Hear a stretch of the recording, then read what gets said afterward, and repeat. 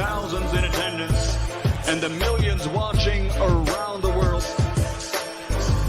Ladies and gentlemen, let's get ready to rumble! Yeah. What's going on? What's up, boy? What's up? Hold on, guys. Hold on. Hey, all right. Yeah, sorry about that, guys. Somebody at the house. Yeah. What's going on, everybody? It's about Coach Malachi Williams. We back in the building, man. New Media Today, USA Boxing. We back. The old boy feeling good. It is what it is. You know what I mean? Old boy feeling good, man. You know, I hope everybody's having a pretty good Monday. If you're in the UK, good evening. I know it's 8 o'clock for you guys in the UK right now. I hear you guys are going through some heat. You're not used to going through heat because, you know, it's always cold in the UK, and I hear it rains a lot in certain parts of the UK. But, you know, it is what it is, man. You know, you guys don't have any air conditioner because you don't have any need for it. So I feel your pain, dog. I feel your pain, boy. You're not used to that heat. That heat will do something to you if you're not used to it. Let's let YouTube send out all the notifications, let everybody know that we're here, and we're going to get into the show. Shout out to El Lobo. El Lobo, what's going on, fam? He said, man, Coach, look tired. No, I'm not tired. I was tired yesterday. Yesterday, I was tired, dog. Yesterday, I was tired. Today, I'm feeling good. I got some good rest. I feel good. I just got a lot of things I'm doing. You know what I mean? I got to do the show tonight. Almost finished. You know, you know, I don't read this book. I'm kind of like, as a matter of fact, where am I at? I'm halfway through reading The Richest Man in Babylon. I'm halfway through reading that. I probably should have been had this done. So I've been doing reading. I'm reading 2 books at the same damn time. Like literally, like I read this book. What I mean by that is I started reading 2 books. One book I read already. This one here, I'm finishing up. I'm halfway finished. I'll be finished probably by the next day or so. But yeah, that's what I've been doing, man. I got a whole lot of things, really good things going on. Shout out to Sabrina. Shout out to Sabrina Lee. Salute to Sabrina Lee. Shout out to Lou Peterson. Shout out to Lou Peterson, man. Yes, sir. Who else we got? Boss Dog in the building. Boss Dog, what's going on, fam? Boss Dog in the building. Knockdown 305. Dade County's finest. Dade County's finest. True. He said, you read fast, Coach. No, not really. No, I'm not necessarily a speed reader. So, but once I get to reading, it's, you know, I read, you know what I mean? So once I get to reading, I read. It's all about, you know, muscle memory in the brain, you know. But anyways, Boss Dog, what's going on? Al Money with the Lick Read, little Green Eyes P, what's happening? You know what I mean?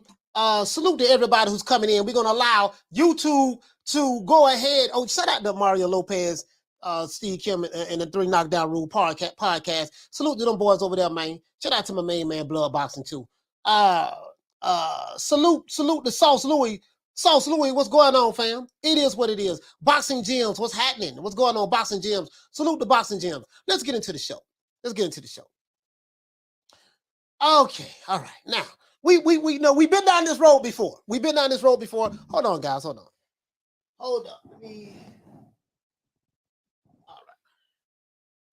All right. Hold on, guys. Hold up. We've been down this road before. You know, we already knew. We already knew what time it was. We already knew what time it was off the ripper. We're so good over here at New Media Today, USA Boxing, us family. We're so good that hell, we know which fights are going to happen and which fights are not going to happen.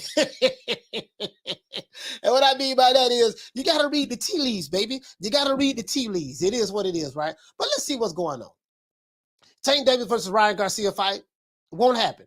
We already knew this, though. We did a show like, 2-3 weeks ago, and we said that this fight is not going to happen. We knew this, right? We knew this. I told you guys why it won't happen. I told you it was going to be a lot of A-side, B-side talk. Make a long story short, we knew that this fight was not going to happen. It's not, right? One company believes in in-house fights, and another company believes in capping. So one company caps, say they want to make the big fights, but they don't. And then another company, they let you know we're not going to make the big fights. We're going to keep everything in-house. So when you have a situation like that, There's no way you're going to tell me that all of a sudden these guys are going to stop their business model over here to the left, and these guys are going to stop their business model over here to the right, and they're just going to come together and be one happy kumbaya. We know that ain't going to happen, right? We know that, right? So now, Oscar says that Tank's management team did what? Let's get into the show. Now, in a recent interview, guys, Oscar Dela Hoya said that he has moved on from trying to make the Tank Davis versus Ryan Garcia fight. He said he's moved on from that for the simple fact that no one from Tank's management team will pick up the phone. That's what he says. Why they won't pick up the phone? I have no idea. You see what I'm saying? Pick up the phone, respond back, whatever. I don't know. That's what he says, right? Now, there's a lot of doubt in my mind, as I said before, that Tank and Ryan, there's no doubt in my mind, actually. What I meant to say was, there's no doubt in my mind both of these men would be willing to fight each other. You get what I'm saying? When you're a boxer and you're a fighter on a high level, I don't think that those guys, especially when they used to fight in the amateurs for free and all that stuff there, I don't think that, when you get to, you become a pro and you're on the top of your game, you don't get to this point by being afraid of anyone. I don't really get into that. You know what I mean? With fighters, I'm like, I don't know about that. It could be because this guy, don't like his chances in this and vice versa, but afraid, too scared to get in the ring. I don't ever really buy that when it comes to a lot of fighters, because it takes heart just to step in there anyways, right? Now, there's no doubt in my mind, as I said before, that these guys will fight each other. However, there's always a however, right? I told you guys before that this fight would not happen because of Floyd Mayweather and Oscar Dela Hoya. I told you this before, right? Told you this, right?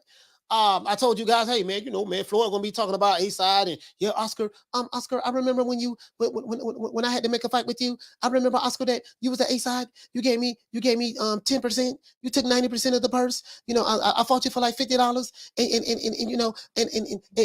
you chose the gloves, you chose the shoes that I got a chance to wear. Like I said before, you chose the ring. You did all of that. So I told you guys, I say, man, you know what, man, this is gonna be some crazy shit. I'm telling you, bro. Floyd, his pettiness is not going to allow him to forget that. So just that alone is going to, like these guys, they have something personal with each other, and they are not going to put their personal issue. And Leonard Ellaby is Floyd Mayweather's right-hand man. So whatever Floyd tells him to do, he's going to jump and do it. If Floyd tells Leonard, Leonard, you better not like this cup of water. You better not like this cup of water. Leonard would do an interview saying that how much he hates this cup of water. If Floyd, it's crazy because Floyd is younger than Leonard. Leonard is like 56 years old. And I think Floyd is 45. He's 3 years younger than me. And, but the younger guy bosses around the older guy, and he pretty much whatever Floyd tells him to do, however Floyd tells him to think. And again, sources say, we got to say sources say now. Sources say, we got to say that. To clear the record. Sources say that this is the relationship that they have, and it is what it is. You get what I'm saying? So, if Floyd don't like him, Leonard don't like him. Whatever Floyd says, Leonard mimics. You get what I'm saying? That's how that relationship is, right?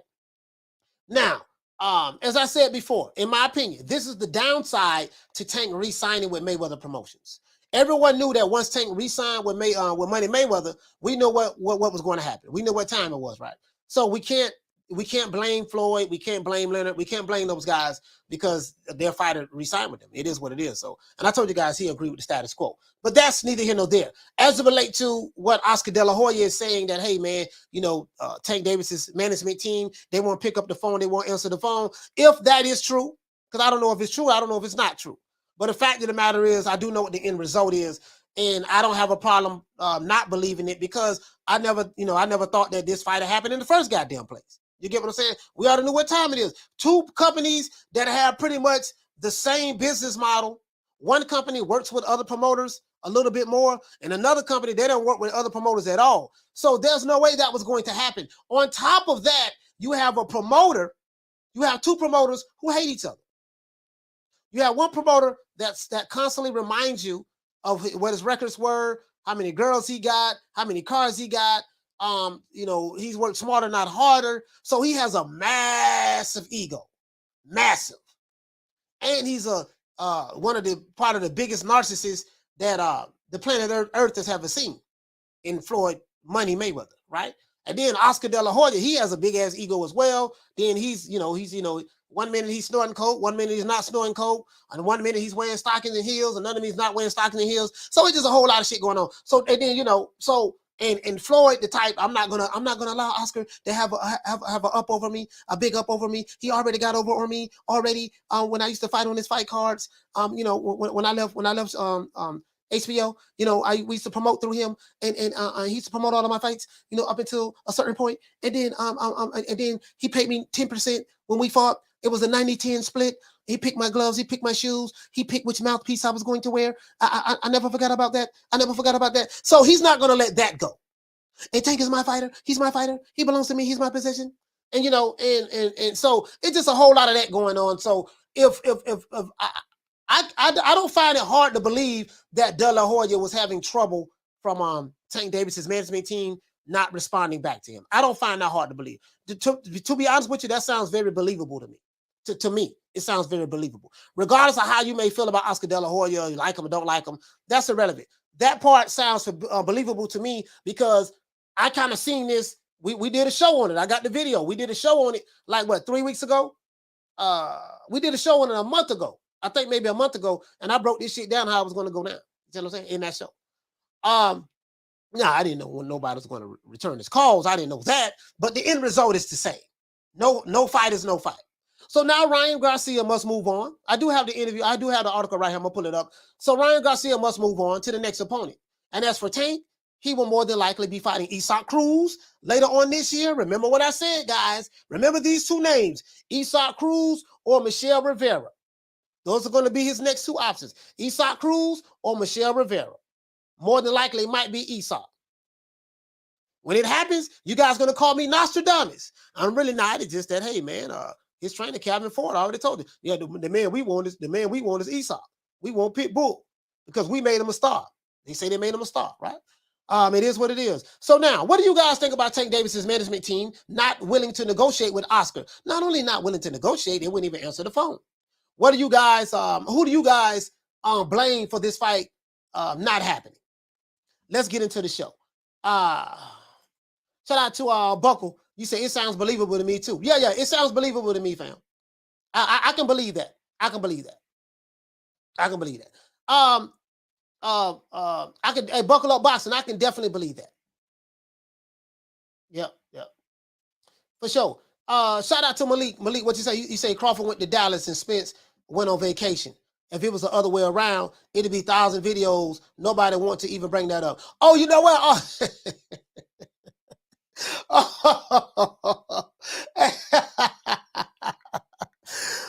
Terrence Crawford was in Dallas for 2 weeks. 2 weeks ago, he was at the UFC event in Dallas, Texas. The state where they say, oh, man, he better not come to Dallas. Us Dallas boys, we don't play over here in Texas. Well, the nigga was in your city 2 weeks in a goddamn row. He was there watching the UFC fight with Mike Tyson, and then he was there last week at the Virgil Ortiz and McKinson fight in Fort Worth. Goddamn. It is, but you're right about that. And you know what I say, Malik? If they did not have a double standard, they wouldn't have a standard at all. You know what I mean? To piggyback off of what you're saying, I had some guys even saying, oh man, he should have been at the Showtime fight. See, this is proof he don't want to do that. He ain't at the fight. What was the fight card that Showtime had when I was 2 weeks ago? He wasn't even there. Yeah, but he was at in your city. You get what I'm saying? So it is what it is. There's a whole bunch of bullshit. The fact of the matter is, it's gonna be what it's gonna be. I don't give a damn. I'm not worried about neither one of them niggas, to be honest with you. Shout out to Lil Green Eyes P. I let the other niggas talk about that, handle that though. He say, I did call you that earlier. Oh, okay, talking about Nostradamus. Shout out to Bless 365. She say, Coach, did you see me just listening on Twitter? No. I wasn't on Twitter at the time. What you say, fam? Management? Yes, sir. I wasn't on Twitter. When? Hey, Bless, when? I be on Twitter. I be on Twitter, posted up like a thumbtack. I don't do a lot of tweeting. You know what I mean? I don't do a lot of tweeting. You know what I mean? Because I just be sitting back. I watch a little bit. I watch a little bit. You know what I mean? You say if Ryan fights Pitbull instead, it will sell very well too. Yeah, I don't think that'll happen. I don't think that'll happen. Because this is the RM, this is the problem. You have two different networks. And then listen, RM, I'm finna tell you the problem with making any fight with the PBC or Mayweather Promotions. If you're dealing with Mayweather Promotions, you're going to have to get by Floyd and Leonard. Once you get by Floyd and Leonard, then you got to get by Al. Once you get by them three, then you're going to have issues with Steven Espinosa. You get what I'm saying? Steven Espinosa, the guy who says, oh, don't nobody really want to see no fights. Don't nobody really want to see that fight. No one is really calling for Jamal Charlo and Demetrius Andrade. You know, they're calling for Jamal Charlo and Macy Sulecki.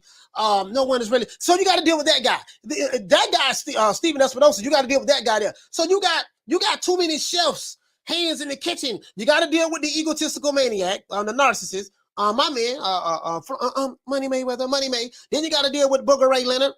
You know, Floyd, yes, Floyd, I don't know about this guy, Floyd. You got to deal with that. Then you got to deal with the Invisible Man. We know who that is, Al Heyman. And then you got to deal with Steven Espinosa. Now I want to make a big fight ass. So it's just too much stuff you got to deal with. You see what I'm saying? Too many obstacles, dog. Hey, knock down 305. You hit the nail right on the head, fam. True. It's just too many, dog. It's just too many, dog. Too many. Shout out to Chief. That's all it is. That's all it is. It's just too many, dog. It's just too many people you got to deal with. Too much. It's gonna be too much nigga splaining, too much hog, mog, and chitlin eating. Too much pig feet, collard greens, and neck bones. It's gonna be too much of that. Too much of that, right?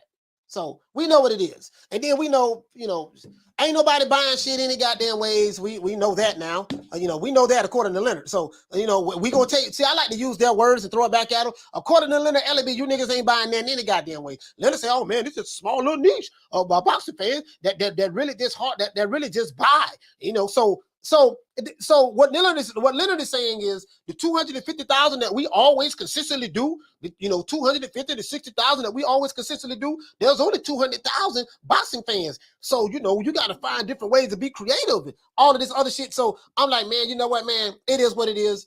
I'm not even tripping. I feel good. I don't feel good not seeing a good fight, but I feel good knowing that, hey, man, it's very easy to predict this shit. Like. Boxing, you can pretty much tell what fights are going to happen and which fights are not going to happen just by following trends. Follow the trend of what Bob Arum normally does. You will know what's going to happen and what's not going to happen. Follow the trend of what the PBC and Mayweather Promotions does. You'll know the trends of what fights are going to happen and what's not going to happen. Follow the trends of what Golden Boy does. You'll know what fights are going to happen and not going to happen. It's very easy. These guys are very, very predictable. The triangle theory. You know what I mean? These guys are very predictable. You get what I'm saying? So it's really not that hard.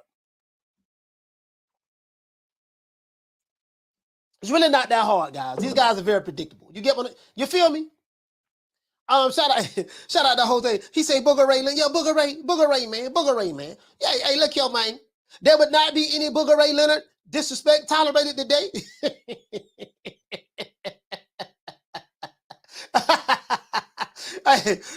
He said I said it already. True.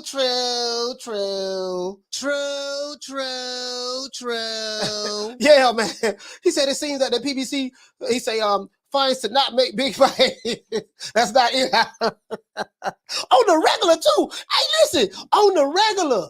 Oh my Lord, on the regular, boy, this shit is crazy, man. Like, bro, listen, when you hear certain stories, check this out. Let me pull this up. Let's do this. Now I'm trying to figure out what happened. Check this out. Wait. Hold on. Hold on, y'all gonna trip on this one now. Hold on, let me pull this up. Let me pull it up. Pull it up. I can't see ya. Let me pull it up. It is what it is. Now y'all check this out though. Y'all check this out.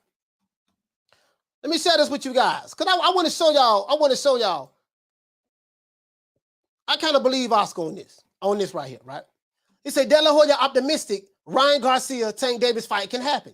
Now, this is from Boxing News 24, Boxing News 24/7. Now, I want you guys to know, Boxing News 24/7 is a pro-PBC website. More than likely, this is probably a site that was set up by the PBC, and more than likely, someone from the PBC worked this account. It might be Leonard Ellaby. I don't know. It might be Leonard Ellaby now. Sources say Booger Ray Leonard. This is this. He worked this here, right? Sources say. I don't know how true it is now, but that was sources say, according to reports.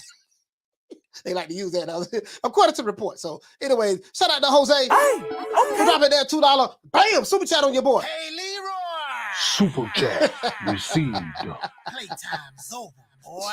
He said, Coach, prosper the Booger Ray Leonard line. Yeah, for sure, fam. Down from the bar, there's a platform stage. People pimping, sharp as razor blades. Hey, he said, Eddie the Hitman versus Booger Ray. I got 10. Jay Pause. He said, Jay Pounds. He said, I got 10. I got 10 on Eddie, Coach. But anyway, let's get back to it. Check this out. So right here, guys, right here. Now, this article was written August the 6th. Look at this. August the 6th. The day is the 8th, right? I think the day is the 8th. This article was written August the 6th by somebody by the name of James Slater. Shout out to James Slater. He forgot the I right here, but that's okay, typo. He said, it's a fight all of the fans want to see. And it's a fight both fighters, Ryan Garcia and Tank Davis, want. He said both fighters want this fight, right? Okay, cool. So we're going to take it for his word for it. Ryan want Tank, Tank wrote Ryan. Pause, right? Now, in fact, according to his promoter, Oscar Dela Hoya, the Tank Davis fight is the only fight that Ryan wants. But we fans know a lot about stuff. He said, but we fans know a lot of stuff would have to be done, would have to be overcome, right? What are some of those things? In order for this simply mouth-watering, why he said simply mouth-watering fight to be made? I don't know why he put mouth-watering in there. See, this some. I'm going to Leonard Ellaby write this a real. He said, in order for this simply mouth-watering fight to be made, why not say in order for this fight to be made? Why put mouth-watering? I don't know, man. It looked like this was written by somebody who was biting your bottom lip. Are you biting your bottom lip? Is that you biting your bottom lip? Is your mouth watering at the pure sight of rubbing me down? True. I ain't gonna say no name, Booger Ray. I ain't gonna say no name. Anyway, can rival promoters De La Hoya and Floyd Mayweather, who looks after Tank, really work together? This is the question that I've always had. Can they work together? That's what I want to know. I already told you guys what the link was, right? I already told you what time TI is, right? Now, how about the fact that both fighters box on different networks? Will both fighters be able to agree on their weight? But Oscar, in speaking to Fight Hub, he said this interview to Fight Hub, says talks have begun in an effort at making the fight. And that's a great start. Now, this is the problem that I have with this article. Outside of the mouth watering, right? In one breath, you said that talks have begun. This is what he said. Talks have begun, right? That's what he said. He said talks have begun. That's what he said, right? Okay, if talks have begun, hold on, guys. Anyways, if talks have begun, I had my camera set up over here. If talks have begun between these two guys, right? Why did you come back and say that Tank Davis's team won't answer the phone? Why they won't answer the phone? So if talks have begun, who you was talking to? True. See, I pick up on the particulars. The particulars is what I pick up on. Because in this article right here, you say the question was posed, and this is what I said, right? Can rival promoters De La Hoya and Floyd Mayweather, who looks after Tank, really work together? That was the question I've always had. How about the fact that both fighters box on different TV networks? One boxes on the app, The Zone, and the other one boxes on Showtime, right? Will both fighters be able to agree on their weight? We know this. But right here, Oscar De La Hoya says right here, talks have begun in an effort to make the fight. And that's a great start. Now, I don't know exactly what he meant by talks have begun. Does that mean he was talking to Floyd? Does that mean he was talking to Booger Ray? Does that mean he was talking to Fight Hype? Fight Hype, the people who Floyd said that you're gonna have to give an interview to Fight Hype. So maybe by him giving an interview to Fight Hype, maybe that's what he meant by talks have begun. I really don't know, right? But that's what he said. So, and then he said everybody's eager for the fight, yada yada yada blah. This quasi, we do know this. We talk. He said we're talking. So yeah. So this is what he said right here. He said that's the only fight that Tank wants. He said look, we're talking. We're talking. So yeah, it's a great start to get. He said to get to talk to the other side is a great start. So he admits right here that he was talking to the other side. Wait a minute. So he says he was talking to the other side. He said, we want the fight. That's the bottom line. So as negotiations continue, maybe we'll release something. But in the meantime, we're keeping everything hushed because we want to surprise everybody with this super fight. He said with this fight that is happening later on this year. Hold on, man. Hold on. Wait a minute, dog. Now, wait a minute, man. Hold on. Now, he ain't the smartest guy in the world. Now, this is what he said August the 6th. Now, let's move on to the next article. This is August the 7th. Gervonta Davis versus Ryan Garcia fight not happening. Dela Hoya says they're not moving. He says they're moving on. Now, what happened between August the 6th, when you said right here, we were talking, and then August the 7th? What happened between the two? That's what I'm trying to figure out. Now, you get what I'm saying, though? Hey, King Larry, you feel me, dog? Hey, King Larry, you feel, hey, what King Larry at? King Larry, you feel me, dog? Now he said, wait a minute. Hey, shout out to King Larry. King Larry, now wait a minute now. I was starting to believe him, but then I had to go back and read this. That's why I like to show the receipts. I was starting to believe Oscar a little bit because of the other side. We do know that both sides, Floyd and Oscar, I don't never see them working together. I already talked about that. This ain't got nothing to do with Tank. This ain't got nothing to do with Ryan Garcia. We're talking about the promoters, right? But you just said the day on August the 6th, you said that you guys are talking. Now, August the 7th, this is what he's saying right now. Shout out to Misfit in the building. Shout out to Kane. He say, see, coach. He say, see, coach. Him saying they're not picking up his cap. Wait a minute, man. Wait a minute. He's scandalizing. Hey, is he scandalizing my dog? He's scandalizing my dog. Hey, what did he say? He said it was on Friday. Yeah. Hey, so hold on. Wait, no. Wait a minute. Let's go back over it. Let's read this, guys. So this article was written by Dan Ambrose. Golden Boy Promotion CEO Oscar Dela Hoya said last Saturday night that he's abandoning his negotiations attempt at putting together a fight between Ryan Garcia and Gervonta Tank Davis, and will be moving on towards another opponent. According to Dela Hoya, no one from Tank Davis's management answered the phone. Okay, and when he tried to begin talks, when he tried to begin talks, he said ultimately Dela Hoya said that he felt he was being given the runaround. So he's given up on putting Davis Tank fight together. Now let's stop right there. Maybe Oscar Dela Hoya is not capping. Maybe he's not capping. Okay, so this is how I'm interpreting this.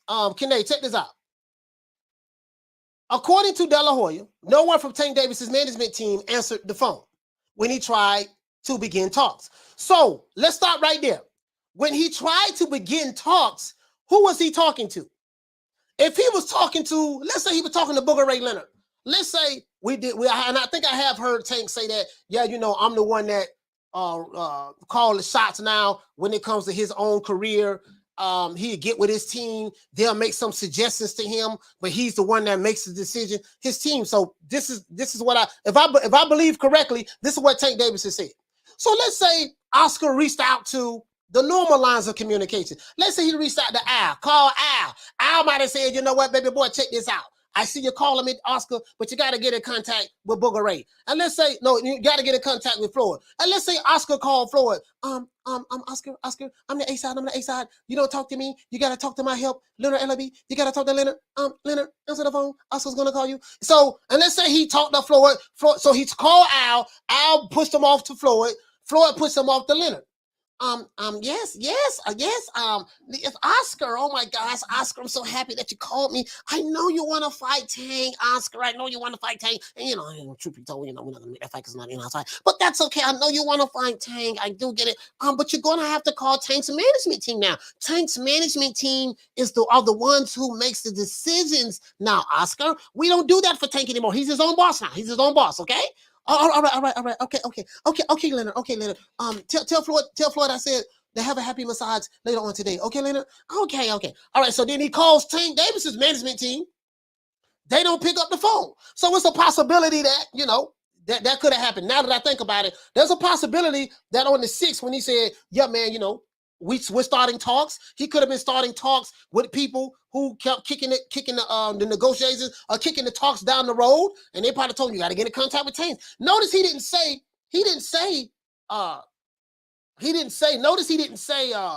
Floyd Mayweather won't answer the phone. He didn't say that Leonard Ellaby. He said Tank Davis's management team. I don't know who his management team is. I guess it's Al Heyman. Wait a minute. Al Heyman is the management team, right? Doesn't Al Heyman does Al Heyman manage? He managed all those fighters, right? You get what I'm saying? Doesn't Al Heyman manage all of those PBC fighters? Hey, what you say, Ron? Ron said, he said, Coach, much of what you're saying is right, but it's a lot deeper. He said, but it's a bit deeper than that.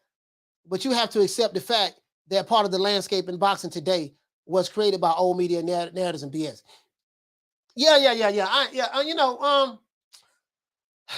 Old media meaning the mainstream media. And then of course, once the digital age came out, that was new media. So new media is any media that comes out on the internet era. That's new media.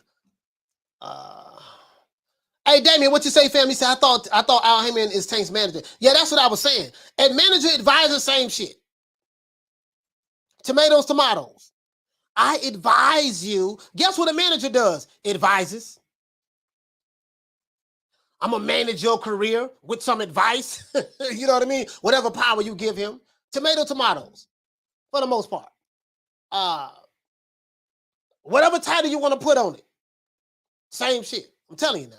You get what I'm saying? But that's neither here nor there. So according to Oscar, he said that no one from Tank Davis's management answered the phone when he tried to begin talks. Ultimately, De La Hoya says that he felt he was being given the runaround, so he's given up on this particular fight, right? Okay, I already knew that. He said if WBA regular lightweight champion, Reggie Belt, Tank's promoters at Mayweather Promotions are interested in putting the fight together with Ryan, they can always reach out to De La Hoya to begin talks. Perhaps Mayweather wants to keep Tank in-house fighting PBC guys. So this is what De La Hoya said. He said, they say if WBA regular lightweight champion Tank Davis's promoters at Mayweather Promotions are interested in putting the fight together with Ryan, they can always reach out to De La Hoya to begin talks. So basically, remember, I said I'm a stickler for language. Right here, he said that people from Tank Davis's management team have not reached out to him. But he says, will not answer the phone. But he says right here that if Mayweather Promotions, if Tank's promoters, plural, promoters, Leonard and Floyd, at Mayweather Promotions are interested in putting a fight together with Ryan, they can always reach out. So now maybe the promoters will step in for Mayweather Promotions and say, Tank, your management team is bullshitting. I don't know why you got Calvin being your manager. He's a trainer. He's not a manager. He's a trainer. They don't want to answer the phone. Okay, we'll call. Maybe that'll happen. I don't know, right? But I always thought that Al Heyman managed. He run his company with an iron fist. So I think that is what it is. It says right here, De La Hoya says that he will be attending the Teofimo Lopez fight Saturday night against Pedro Campa in Las Vegas. With the intent of scouting him as a potential opponent for Ryan.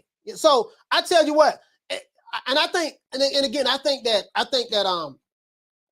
Oscar Dela Hoya and what's my main man name? Bob Arum, they have a better relationship than those other guys. So I think, and I always said that though. I said, listen, man, he'll have a better chance, negotiating with Top Rank, because Top Rank,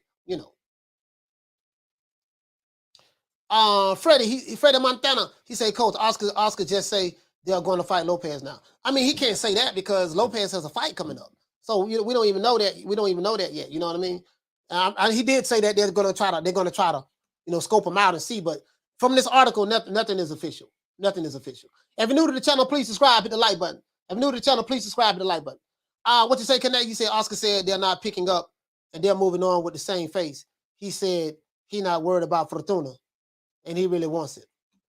I mean, it is what it is. My thing is this, Connect. My thing is this. Before we even came to this particular, this issue or whatever the case may be, I did a show, a month ago, and I broke down why this shit ain't going to happen.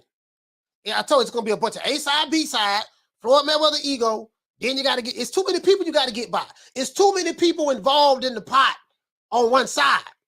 You got Al, Floyd, Leonard, that's one entity.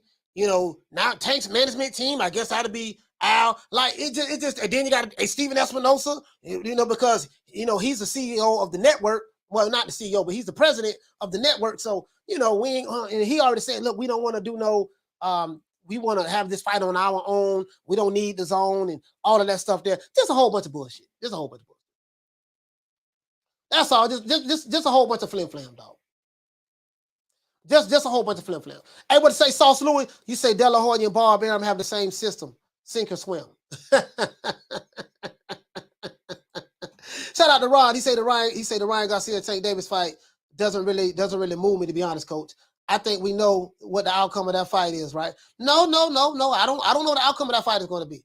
He say Ryan would bitch slap Tank right before Tank bust that ass. I don't know. I don't know what the outcome of that's going to be. Because you get what I'm saying? I don't know that because I have nothing to base that on. You see what I'm saying? I would need for both of those fighters to fight their level of competition in order for me to see that. You get what I'm saying? That's how I do it, Ron, anyways. How I do it is, if you're telling me this fight is a King Kong, you better be fighting Godzilla. If he ain't fighting no Godzillas and you telling me he's King Kong, I can't say that, if he get in the ring with a King Kong, we automatically know what he'll do to King Kong. No, he ain't fought no goddamn King Kongs. You get what I'm saying? So your level of competition, who you fight matters. What to say, Philip? He said they get in shape to walk these carpets at events. Philip said they get in shape to walk these carpets at events, but won't fight each other. I hope it changes soon. Man, look here, man. And you know what, bro? Let me tell you something. Boxing right now, dog. Boxing right now, in some aspects we got some real stuff going on. In other aspects, boxing right now is just so fugazi. I'm not gonna lie, dog. It's just fugazi. It's just a whole bunch of dick riding, whole bunch of nobody's really in it for boxing. They're just in it for, it's just too much for me. It's just too much for me. I call it the way I see it, dog. Shout out to Sauce Louis. Sauce Louis, what you say, fam? He said that's the problem. People already making one or the other the winner without fighting. True. And you know what, dog? You hit the nail right on the head. We automatically know what the outcome of a fight is going to be without the fighters even fighting each other. Like make that make sense to me. Me for the okay, wait a minute, baby boy. Again, I always use my brother, my main man, RP to the living legend, even though he passed away, but he's a living legend still because he's still alive in spirit. Marvin Hagler. Marvin, you shouldn't fight John the Beast Mugabe. He's young, he's strong. He's a knockout artist, baby. 25 fights, 25 KOs. You don't need to get in the ring with him. And he's younger than you. He's 25. You're 32, 33. Marvin, you're over the hill right now. You can't get in the ring with him. No, I'll fight him. True. I'll fight him. Marvin, he hits hard. I'll fight him. Now today, it's just I kind of believe, but today, oh my Lord, boy, shout out to Boxing Gyms. He say boxing looking trash. He say this ain't no sport. Nah, man, listen, I'm not gonna lie, bro. Boxing looks terrible right now, dog. Boxing looks terrible right now. It really, really looks terrible. The content creators, you have some content creators, I gotta call it the way I see it, dog. You have some content creators that are good, that's really pushing the sanctity of the sport of boxing. They really doing that. And then you have some that just trash. They just dick riders. And then you have the mainstream media, they dick riders. And whenever for the little time that they do talk about boxing, they be deriding. So it's like everybody just abandoned the sport. And you know what's so funny about it? These promoters that we have today, I mean, when I say promoters, I'm talking about the ones who used to be fighters. We have two promoters that used to be fighters, Oscar Dela Hoya and Floyd Mayweather, that when they fought, they practiced the total opposite. They did the total opposite of what they're practicing today as a promoter for their fighters. When Oscar Dela Hoya, especially Oscar Dela Hoya, Oscar Dela Hoya fought everybody. He fought Jesus. He fought Moses. He fought Prophet Muhammad. He fought Ishmael. He fought Isaac. He fought David. He fought Goliath. If you look at Oscar Dela Hoya's resume, guess what? He fought everybody. He fought more. He fought everybody. Literally. You get what I'm saying? Guess what? He does the total opposite with his fighter. Floyd Mayweather, same thing. I don't think he fought more top guys than Oscar did. I mean, when I say that, I mean like tough competition wise, the top names, they might be about neck and neck. They might be about. I think Oscar got him though. I gotta look at their resumes and see. But I think Oscar got him because Oscar was fighting top dudes like when he I think he turned pro in '92. Yeah, from '92 on up. 92, yeah, Oscar, I would say, even though Oscar got losses, but Oscar don't fault. He don't fault some killers, dog. He don't fault more killers, in my opinion. Oscar fought more killers, in my opinion. I know that might piss off a Floyd Mayweather fan, and I am a fan of Floyd Mayweather, but I'm just because I'm a fan don't mean I got the cap. No, I think Oscar fought more killers, in my opinion. And I can pull it up and just show you. You know what I mean? It's real easy for me to do. Ramon, he said, look at MMA, Israel fighting the last dude who knocked him out in kicking. He say, F the rankings. Let's do this. No excuses. He say, Dana makes it happen. They got a different business model over there too, Ramon. We got to look at that as well. Our money, what you say, fam? He say, Coach, you speaking the truth right now. It is what it is, fam. It is what it is. It is what it is, fam. Like you got two promoters who used to fight. But now that they're promoters, they do the total opposite. This is for you guys who cap for Floyd and you guys who cap for Oscar. Guess what? I'm not on neither one of them niggas' side. I'm telling you the way I see it. When they was fighters, they moved totally different than the way they're moving their fighters as promoters. Yeah. Ricky Ricardo, he said Mayweather beat more champions than Oscar. Yeah, that's not what I'm talking about. I'm talking about the killers, the tougher guys. I'm not talking about that. And then, if you look at the way boxing is now, shit, anybody can be a goddamn champion. So anybody can be a champion the way this shit is now. Shit, I'm a champion. I got a belt over there right now, WBC belt.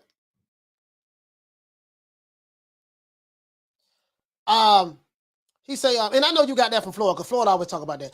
Yes, I beat 25 world champions. Yes, Floyd, you beat 25 champions. That's what you say. You beat 25 champions. But dog, like you fought in the era where you had 4 belts. Hog Head Cheese had a belt. Robert the Ghost Guerrero had a belt. You fought, so you got more chances to get belts. Versus back in the day when someone like a Sugar Ray Robinson them had there was only 1 belt. So you got to put all that. You got to, I put all that shit in its proper perspective. You get what I'm saying? Fact of the matter is they moving differently though. I want to see the fights, and some of them want to D-ride. I ain't with the D-ride, dog. You keep the D-ride, bro. Whatever place you get out of D-ride, fine. That's fine with you. But me, I'm on the side of boxing. I want to see these fights. Shout out to Jaime Rivera for dropping that. Bam, cash up on your boy. Hey, Leroy. Super chat received. Playtime's over, boy. What to say, man? Jaime, he say, man, Floyd and Oscar full of shit. True. It is what it is, Down man. from the bar, there's a platform stage.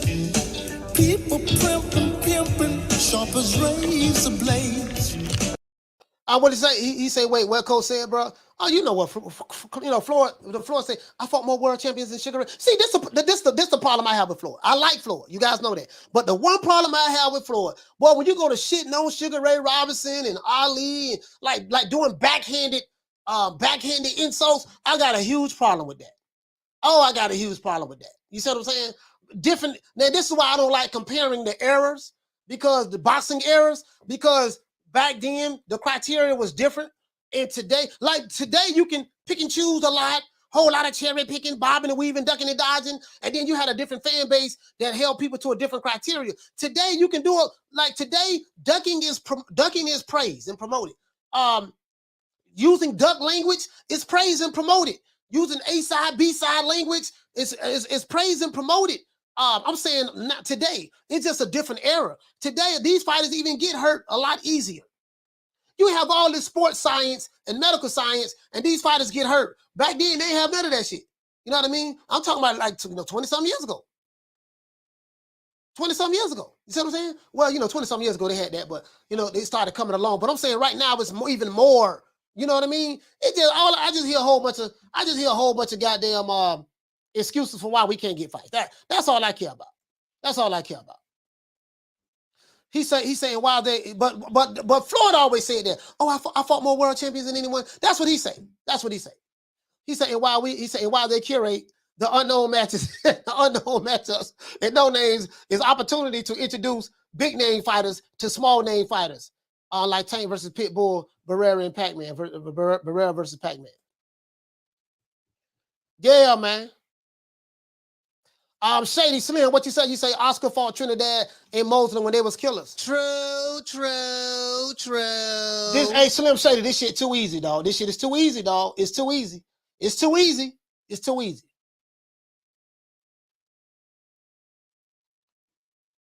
It's too easy, dog. This shit is too easy for me. He say, Coach, let's call it. He say, Coach, let's call it how we see it. Tank is being protected. He's the only bullet in that rest of 38. He saying Oscar don't really care, to be honest, about Ryan. So that's why, this is a problem too. Hey, Sauce Lewis say, let's call it the way we see it.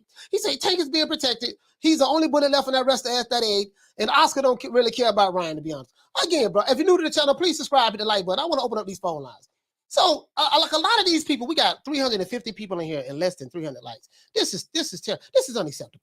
This is unacceptable. Hey, you know what though, man? It trips me out. Shout out to the Martin for dropping that $2. Bam, super chat on your boy. Hey, Leroy. Super chat received. Playtime's over, boy. He said, Coach, we need that laugh. We need that laughing dog from Duck Hunt.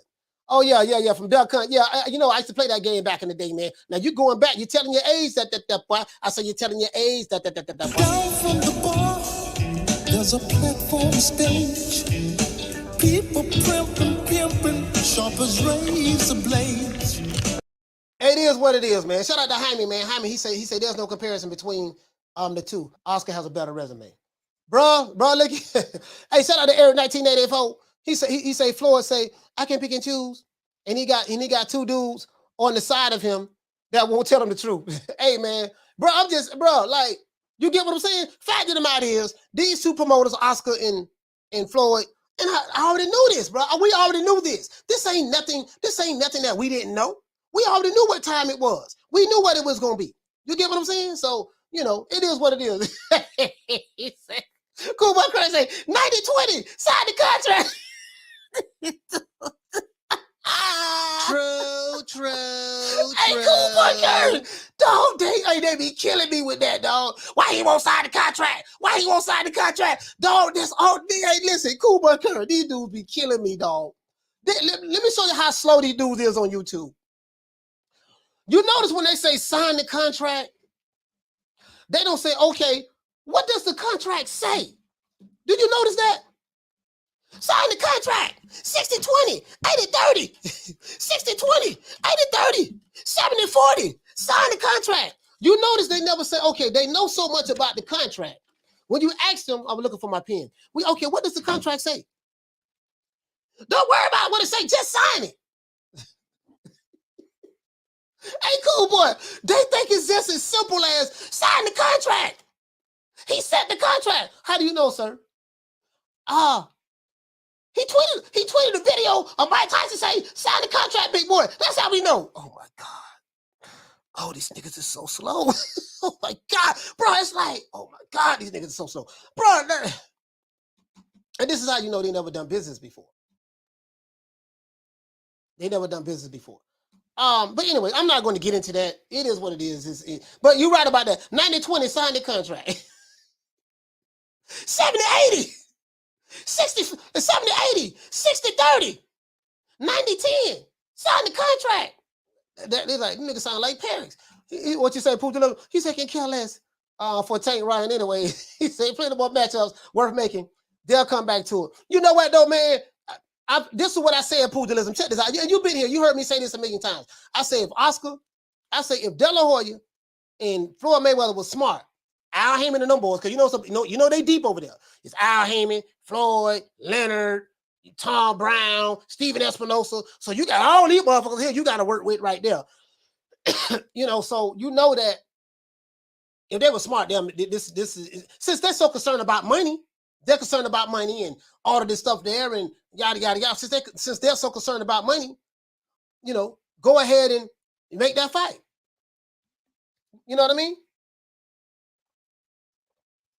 That's how I see it anyways. You know what I mean? But you hit the nail right on the head, pugilism. I get it. And, that would have given us an opportunity to see two top guys in the sport fight each other. See, so who you fight matters.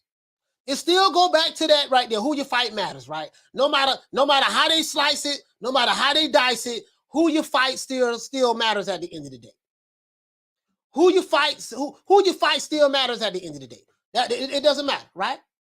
That's how it is. Shout out to Luna Glider. What's going on, fam? Shout out to Luna Glider. What you say, fam? Noah, shout out to Noah Abstract. What you say, fam? He said, remember though, Mosley and Oscar Dela Hoya passed on Floyd in 2005 or 2006. HBO said that it would be foolish for Mosley to fight Mayweather considering it's high risk and low reward. I don't remember that. I'm not saying they didn't say it. I'm not saying they did say it. I'm just saying I don't remember that. I would have to do my own research on that. Philip, what you say, fam? He say, coach. He say, man, coach, some of these cats be looking like a young Don King. He say fresh out the pen, talking about signing the contract. Boy, they kill me with that, dog. Boy, hey, you know what? Hey, my brother, they kill me with that, fam. They be killing me with that. Bro, like, just sign the contract. Bro, what's in the contract? It don't matter. 70-80, 70-80, 80-30, 90-20, or whatever we decide to give you. Sign it. I'm like, oh, these niggas is dumb. Brother, who? Lord have mercy. Lord, but you can tell the dudes who came up. You can tell the dudes who came up in certain areas. They went to D-grade schools where education was not a high priority. Just the basics. Just the basics. You know what I mean? Shout out to Ismail. What you say, fam? He said, what other known fighters? Let me blow this up.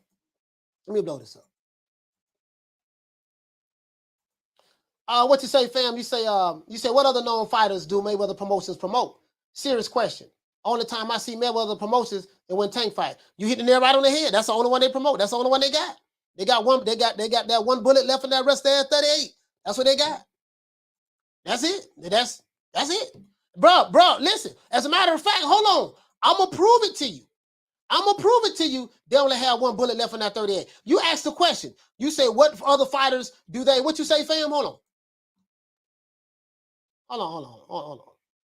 You say what other fighters do they promote?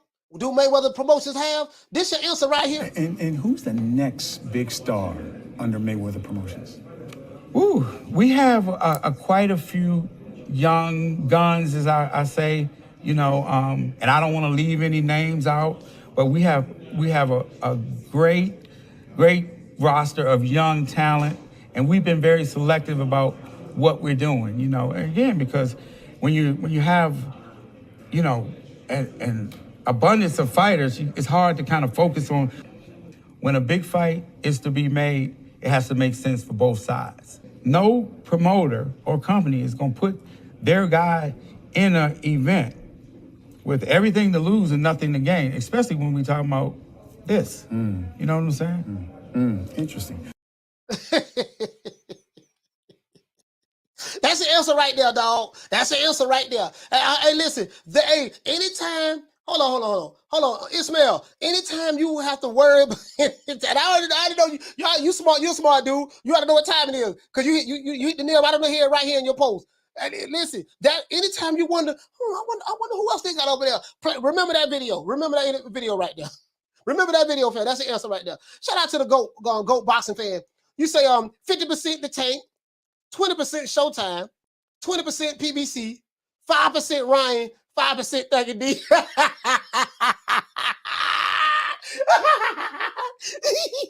True.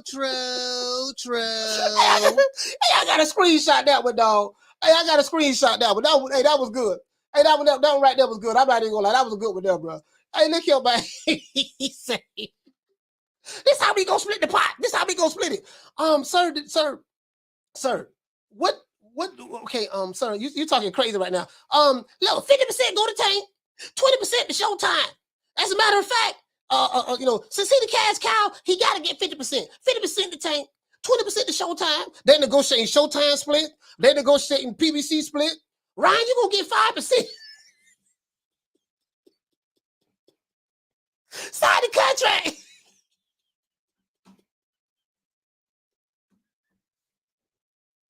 That's all you hear online. Hey, that's all you hear online. Hey, so he said back to the press conference. We say Floyd going to make it all about how he beat Oscar. You already know what time it is. You already know what time it is, Sauce. Hey, shout out to Misfit. She said Custer know the answer before he even asked the question. Hey, that was a low blow. Hey, Misfit, that was a no blow. Shout out to Gad New. He said, Coach, he said they got Poach Chop Willie Enchilada Eddie. He said they got Poach Chop Willie and Enchilada Eddie. He said ready to fight Tank in October. Man, I'm trying to tell you, dog. Listen, you gotta do, dog, you barely got a GED. You barely got that. Only reason you got that because you went to the county jail and the judge told you that, hey, listen, in order for you to, you went to the county jail and the judge told you, in order for you to get out early, you're gonna have to get your GED. You got that, right? And these dude sign the contract. Dude, nigga, like you made D's and F's in school. You haven't even read the employee manual. They think it's as simple as, here go a contract, sign it.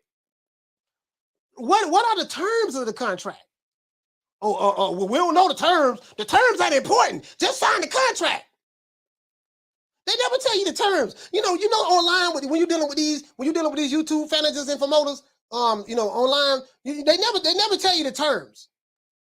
They'll tell you to sign the contract, but what's in the contract? I mean, shouldn't that matter? You know, I ain't the smartest guy in the world. He said, Jonathan, he said that contract was a low blow. I ain't the smartest guy in the world. I ain't the smartest guy in the world. I ain't got the GED myself. You know what I mean? I ain't got the GED, but I got a master's degree in common sense. I got a master's degree in common sense. I can promise you that, right? I ain't the smartest guy in the world. But wait a minute. Okay, what's in the contract? What if it's one of those Don King contracts? Don King only in America contract. Exactly. Hey, Philip, you feel me? Check this out. For all you, sign the contract. 70-40, 80-30, 90-20. For all you guys out there. The question I have for you is this. What are the terms of the contract? No, I'm asking a question. Now, what are the terms of the contract? Anybody? What are the terms of the contract? What you mean terms? Don't worry about the terms. Don't worry. 90-20. Don't worry about the terms. 90-20. 90-20% of what? You get what I'm saying? Of what? Hey, Misfit. He said, ain't looked at no numbers. I got a lawyer to look at it. I got a lawyer before you sign. Listen, I ain't the smartest guy in the world, but I'm just saying, doesn't that matter? Shout out to Swab. Hey, Philip, you feel what I'm saying? He said, I feel you, Coach. Hey, shout out to Cooper Curry. He said, Coach, it gotta make sense. Doesn't that matter? When you hear dudes arguing, yelling, screaming online, sign the contract. He's scared. 70-40. On 90-20. So you do know you are using incorrect math. When they do math, it's 100%. and when you make the division, it has to add up to 100%. So instead of saying 90-20, which is 110%, it'd be 90-10. Instead of 70-40, it'd be 70-30. You know what I mean? But don't worry about it. Just sign it. Sir, what are the terms of the contract? No, you notice none of these online fanatics telling you the terms. They know so much about this guy received the contract. He ain't signed it. But what's in the goddamn contract? Since you know so much. They don't know. They don't know. True, true, true. They don't know. They don't know. He say terms depend on who's trying to screw who, though. Who's trying to screw who? You get what I'm saying? He said, which contract we talking about? Oh, we talking about the brother brought up with Spence and Crawford. Shout out to Mr. Warren. Mr. Warren in the building. The contract with Spence and Crawford. Notice all these online. I be sitting back watching these dudes. It's hilarious to me. It's hilarious to me. I say, man, all these online managers and promoters and accountants. You got a county jail GED. You failed so many times they just passed you. You got a county jail GED. You have not read the employee work manual. Like, when you work on a job, they give you the employee handbook so you can read all the rules and regulations in the handbook. I ain't finna be reading this shit. I ain't got time for all that. You throw that aside. You got dudes who don't even read that employee handbook trying to tell you about contracts. Dude, you haven't even read your employee handbook. What are the terms of this contract when you saying that this fighter should sign the contract? Well, what are the terms? I don't know the terms. It don't matter.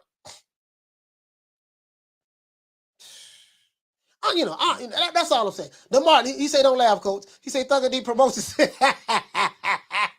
out to my dog, Thugger D, man. True, shout out to Thugger D. True. Shout out to Thugger D. Hey, boy. Hey, look here, man. Hey, I tell you what, if I was a fighter, I gotta have Thugger D on my side. Thugger D, you gonna be my manager, dog. Go negotiate that contract for me, that boy. What you got? Look here, man. You heard me. I got, look here, coach. You being from B-more and everything, coach. Don't worry about that there. I got him. It's a 95-5% split. 95% going to you, coach, and 5% coming to me. Well, what he getting? Oh, I told him he gonna get the rest on the back end. Hey, Thugger D, hold on now. What my dog Thugger D at? Hold on, Thugger D. So 95% going to me, yeah. 5% going to you, yeah. What he getting? Oh, he getting his on the back end.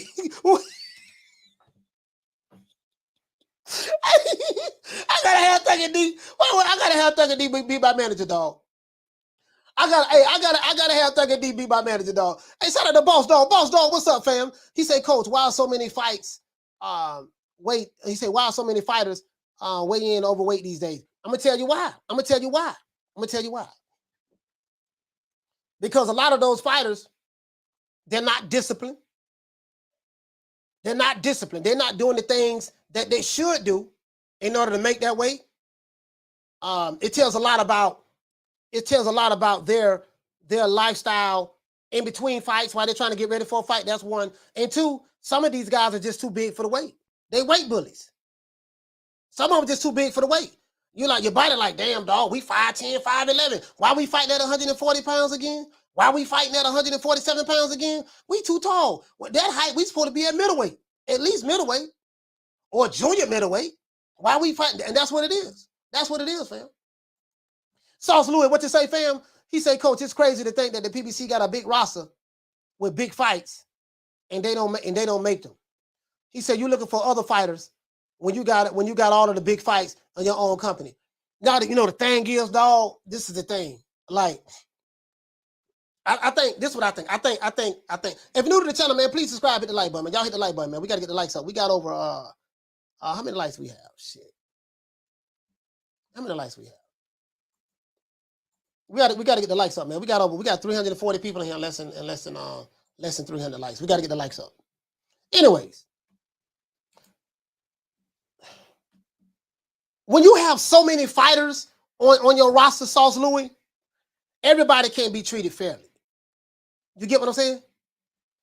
So, I mean, it just is what it is. It's like if you're working at a job, everybody's not on the same level. Everybody is not the president. Everybody's not, the vice president. Everybody's not the IPO or nothing like that. Or forget, not even that high. Everybody's not the manager or the supervisor. You have levels, right? So you might have your top earning. Let's say you work in sales. You have your top earning sales manager making the most money, or he's the guy that's more popular at that time. So the company is going to focus a lot more attention on him. Now, they do want to build up these other guys, but a lot of companies, when you have the star guys, those are the ones you're going to focus on. And the other guys, look here, dog, you the janitor, dog. You the janitor now. You can work your way up to be the manager now, or you can work your way up to be the general manager. But right now, you the janitor, dog. So when you got a roster full of janitors, this is the problem. And shout out to all my janitors out there, man. True. Shout out to all the custodians out there. But when you have a roster full of, I ain't gonna say it's the janitors. When you have a roster full of Uber drivers, you got 200, you got 210 or 220 fighters, right? Under contract. And out of them 220 fighters, 4 or 5 of them are good fighters. Let's say 5. Let's just say 10. Let's just say 10 for argument's sake. So you got 210 fighters on their contract. I'm just throwing a number out there. They got over 200. 10 of them are good. 10 of them are the ones who you promote the most, and whenever you do promote them, that everybody know about. The other 200 are Uber drivers. Nobody knows who they are. Nobody knows who they are. Nobody, you get what I'm saying? So it's like you have a lot of quantity, but you don't have quality. You get what I'm saying? It's like this here. It's like this here. When I buy my weed, I don't care how much it costs. I care about the quality versus the quantity. So you can, so when we got 200 fighters over here. Yeah, but you got 200 fighters over there. Yeah, but 190 of them are Uber drivers. 190 of them are taxi cab drivers. 190 of them are hog head cheese sandwiches. So what you saying? You get what I'm saying? True. Swab, he say, Coach, Tyson Fury calling out Derek Chisora. What are your thoughts? I don't have any thoughts on Tyson Fury. He calling out Derek Chisora. Okay. He called out Anthony Joshua. Okay. He called out who else haven't he called out? He's a retired fighter, right? Isn't he retired? Didn't Tyson Fury say he was retired, sir? He's a retired fighter. So I'm not worried about no retired fighter. He's retired. Hey, okay. Shout out to Yarmis. He said you don't care. Hit me, coach. he said you don't care. Hit me. Oh, what you mean? Oh, you talking about what you talking about? Shut that soft ass shit up. And the best man to win. That's some soft ass shit. Shut that soft ass shit up. All that soft talking. I know you can do it, man. You got the. Man, shut that soft ass shit up. You get what I'm saying, though? It's like, you feel me, Yarmis? It's like, damn, okay, you gotta listen, bro. I'm coming to you to holler at you about some good green. Lick your dog. Check this out, dog. Check this out. What is it? I got a whole zip and a half for you. Yeah? No, I got a zip. Check this out, dog. I got a zip and 3/4 for you. Yeah? Yeah. A zip is Reggie. Reggie? Yeah. The 3/4 is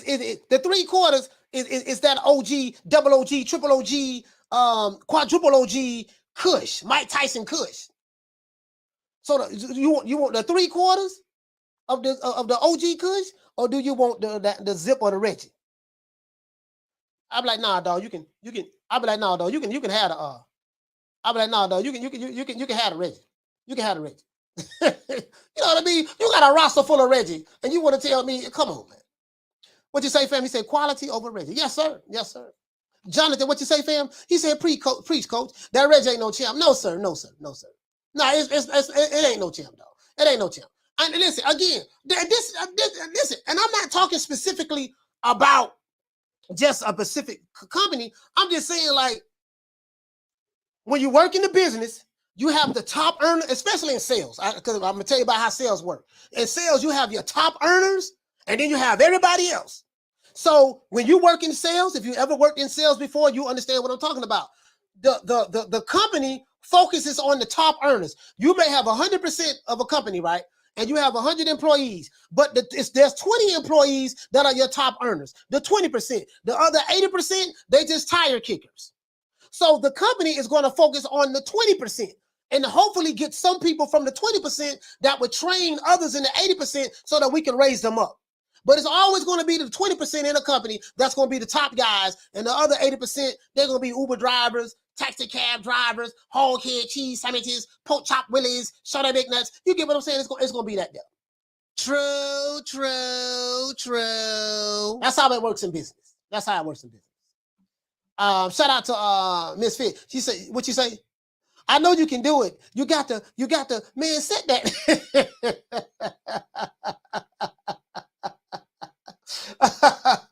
Oh man. Oh man. It is what it is, man. It is what it is, man. It is what it is. Shout out to Pugilism. You say nobody tuning in to Uber drivers. But this bum is taking the easy matches, fighting other bums. Hey, so he said they gotta work their way up to get the men though, and be ready for the call. Be ready for the call up unexpectedly, like baseball. You know what though? That's the crazy part about it, right? Because what happens is the reason why you have those fighters like my main man Johnny Rice. He's not a top fighter in the sport of boxing. And I got a lot of love to brother. He's not one of the top guys, but he's a fighter nonetheless. So someone like him, he has to constantly keep training and stuff like that, being prepared just in case he get that phone call. He may get a phone call. Hey, look here, baby boy, six-figure Johnny. Yeah, what's up, baby? Hey, look here, man, we got a fight for you coming up next week. You do you want it? Take it or leave it. Now he ain't it's hard for him to get fight dates. He's not one of the top guys, so he has to always train and stay ready because they'll call him a fighter. Let's say Dillian White maybe getting ready to fight Derek Chisora. Just throwing that out there, right? For the third time or whatever. Derek Chisora, right? And Derek Chisora have to pull out because of an injury. You know, he may get a phone call. Yeah, what's up? Hey, yes, I'm asking the six-figure Johnny. Yeah, this six-figure Johnny, what's happening? Look here, man. We got this fight. You know, Dillian White was going to fight Derek Chisora, but Derek Chisora got an injury and had to pull out. Look here, baby boy. We want to call you to come be a last-minute replacement. When the fight is? The fight next week. The fight is next week. The next week? Yeah. The fight next week. So do you want it? Yes or no?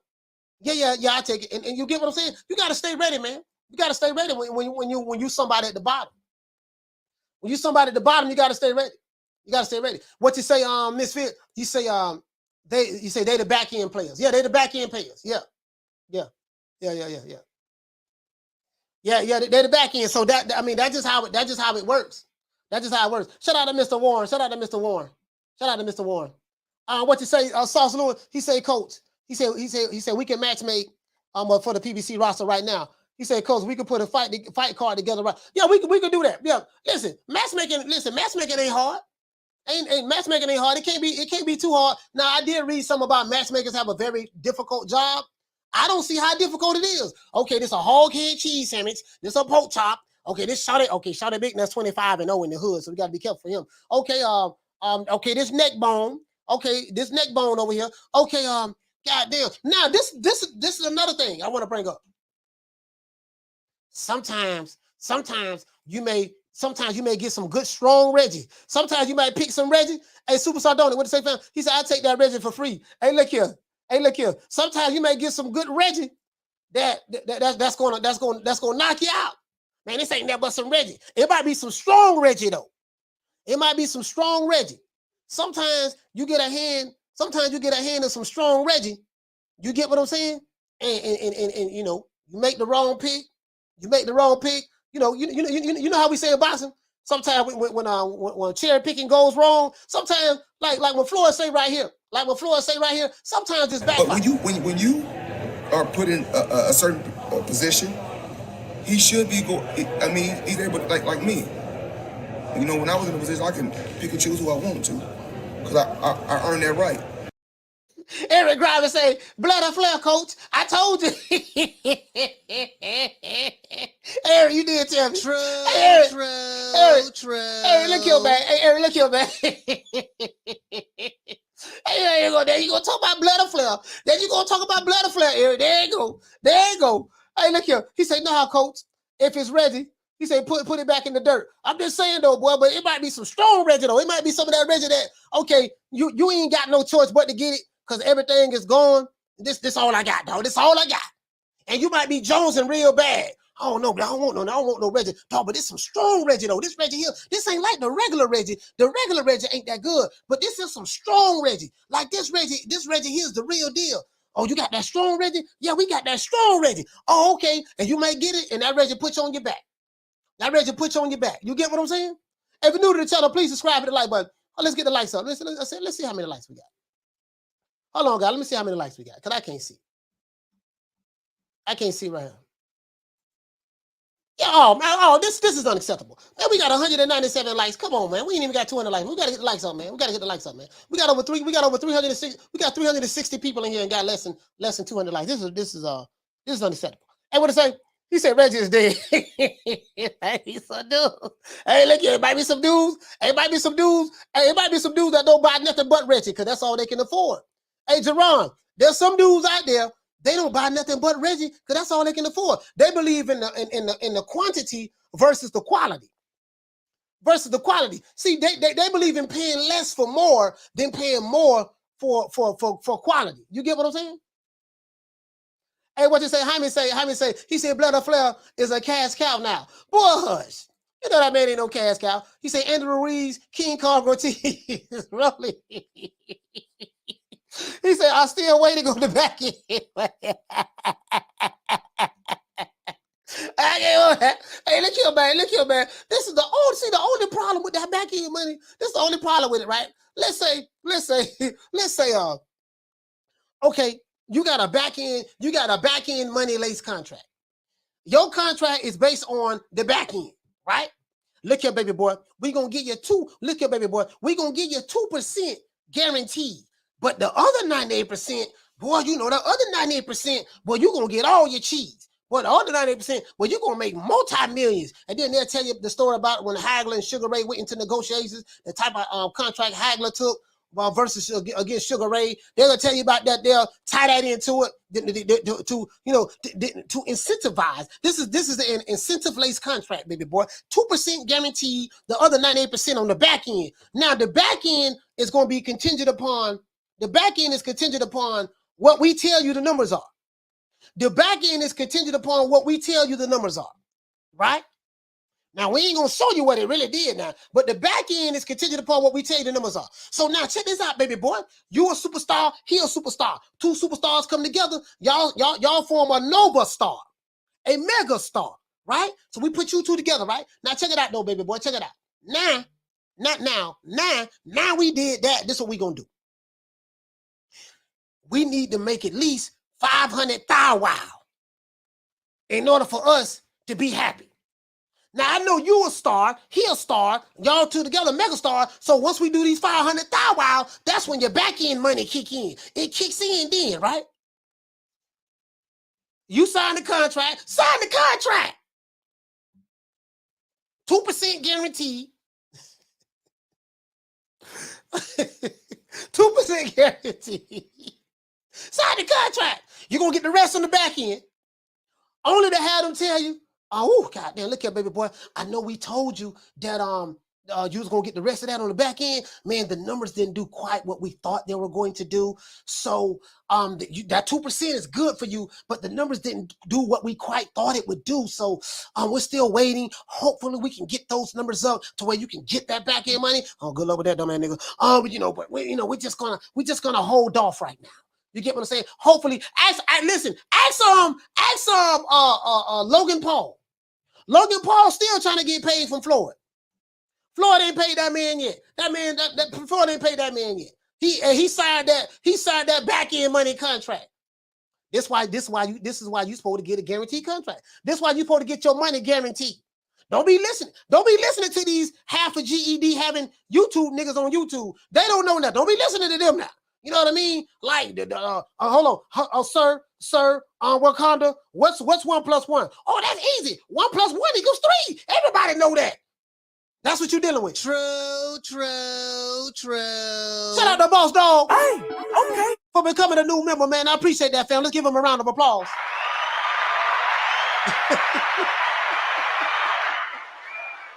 Hey, Eric, what you say? He said Rivera a live dog against Tank. Remember I told you, coach. Yeah, I'm gonna remember that, fam. I'm gonna remember that, fam. I'm gonna remember that, my brother. Thank you for telling me.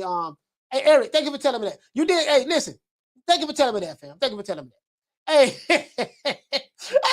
hey, my man, 100 grand. He said, coach. He said, coach, let me get that on the back. Get that on the back. Hey, look here. Hey, my man. Hey, you walk in the office, right? You walk in the office looking for your money. Hey, look here, dog, man. You told me, you told me to taking the 2% up front, but you said I'm gonna get the other 98% on the back end. What happened to the rest of the cheese, dog? Oh, yeah! That's my boy, Pop! What back end? Wait a minute, man. Hey, Sawab, what back end? Wait a minute, man. You told me everybody on YouTube, you talking about the Wakanda niggas? Yeah, the Wakanda niggas told me to sign the contract and once I signed the contract, I was gonna get this, and they say take 70-40, 80-30, 90-10. So I did it, for the sake to keep them niggas happy. And you told me that you were gonna give me 2%, and I wanted more than that. I wanted 50, but you say take 2%, and I'm gonna get the 98% on the back end. I signed it, and then I see it, and that small print, and you see, baby, see, this what it is, baby. See, hey, you signed one of them old Don King contracts and didn't even realize it. You see, baby, check this out, baby. Listen, now, I know I told you you're gonna get 90% on the back end, and I told you, that's gonna be another 30-40 million right there, another 15-20 million for you right there. I did tell you was gonna get the other 15-20 million on the back end, but see what happened, baby boy, right here, see the small print right there. I got the small print right here that says that we had to do certain numbers, baby, and we didn't do the numbers that I said we were gonna do. Wait, hold on, you told me we were gonna do 500,000. You told me we were gonna do 500,000 and all that stuff there. Oh, you know what, baby? We did 499,000. We did 499,000 pay-per-view buys, baby boy. So we were almost there. And can we get somebody to buy the other pay-per-view? Oh, we shut it down, baby boy. It is what it is. See the small print. It's the small print you got to look at. And what you say, Misfit? She said it's a small print that gets you. It's one of those Suge Knight contracts. Hey, this nigga talking about some signing contract. What are you signing? Misfit. I'll shout out to my sister Bless. Bless, you get what I'm saying? All these signing contracts. Brother, what are the terms of the contract? Anybody know the terms of the contract? Please, anybody. Anybody. Next thing you know, when they're asking for your money. And they're telling you. Who you think is? DJ Quick? No, huh? No, I ain't saying Kid Capri? I didn't say that. Oh, you must be Jimmy Walker. Blue, you ain't nothing. You don't deserve nothing. You don't get nothing. You get what I give you. I got a contract between me and you that say you do what I tell you to do. Therefore, shut the fuck. Don't say nothing. Don't speak to me. Don't look at me. I tell you something. Money, I just said. Blue, if I raise up, gonna be trouble. Trouble. I'm walking off. Best around and sign one of those back-end contracts. They say, it is what it is. You looking crazy, and then that's the thing. Like the Wakanda, like these Wakanda niggas kill me. They were like these 60-40, 70-30, 80-20. Sign the contract. He holding up the fight. Sir, what are the terms of the contract? What's in the contract? Isn't that the most important part? What's the most important part of a contract? The terms. What is the most important part of the contract? The terms. I don't want to hear no YouTube channels or Wakandaites talking about sign the contract. You know all this stuff about the contracts. With your GED having ass, and I'm one of them. I'm a GED having ass nigga. With your GED having ass, you got a county jail GED. That's the difference between me and mine. Man, with your county jail GED having ass, when I ask you about the terms, you don't nobody know nothing. True. So he said, between me and you, yeah, well, hey, don't nobody know nothing, Bless. I noticed that. He said, now walk it off.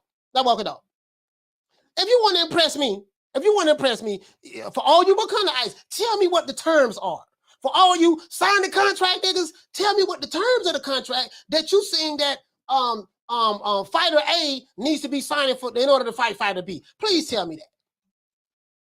He said, Coach, not the jail GED. Yeah, they got the county jail GED. They got the county jail GED on YouTube arguing and debating about signing a goddamn contract. Niggas don't even know how to spell contract. Hey, he said they may announce a Crawford Spence fight August the 20th at Broder fight. Hey, you know the problem with that, Grammy? Let me tell you the problem with that. They said they was good. Listen, this is the problem with that, Eric. This is the problem with that. When Spence fought Ugas, I ain't gonna say no names. Content creators was putting out that they was going to announce the Crawford Spence fight after the Ugas and Spence fight. Now, of course, they didn't. The only thing that happened was Spence said that he want to fight Terrence Crawford next, right? Bam, okay. Then they said that there was going to be an announcement in June. After, hold on, who else fought? What other PBC fighters fought? Let me look at the schedule. Because I gotta look at the schedule in order to call it right on the money. I gotta look at the schedule in order to call it right on the money. Bro, so we don't heard this before, my brother. We don't heard it. They're gonna announce it this fight. They're gonna announce it on this fight card. They're gonna announce it on the other fight card. Bro, we don't have so much now this is August of. And why would they you get what I'm saying? Like and why would they announce it on Adrian Broner fight card? Like Adrian Broner fighting on the Chitlin circuit now too. He fighting on the Chitlin circuit. You get what I'm saying? So, bro, it's crazy to me, bro. I don't heard this before. I don't heard 7 different dates since March or April of this year. Now it's back to, let me show you how I go around. Eric, now it's back to sign the contract, 60-40, 70-30, 80-20. See, it keep going in a circle. It keep going in a circle. The same circular talking points. That's all it is. That's all it is. That's all it is, fam. That's all it is, my brother. Nothing more, nothing less. Hey, what it said, Mr. T? He said carjack GED, shut out the box. You got that Reggie GED. You ain't even got the real GED. You got the county jail GED, my brother.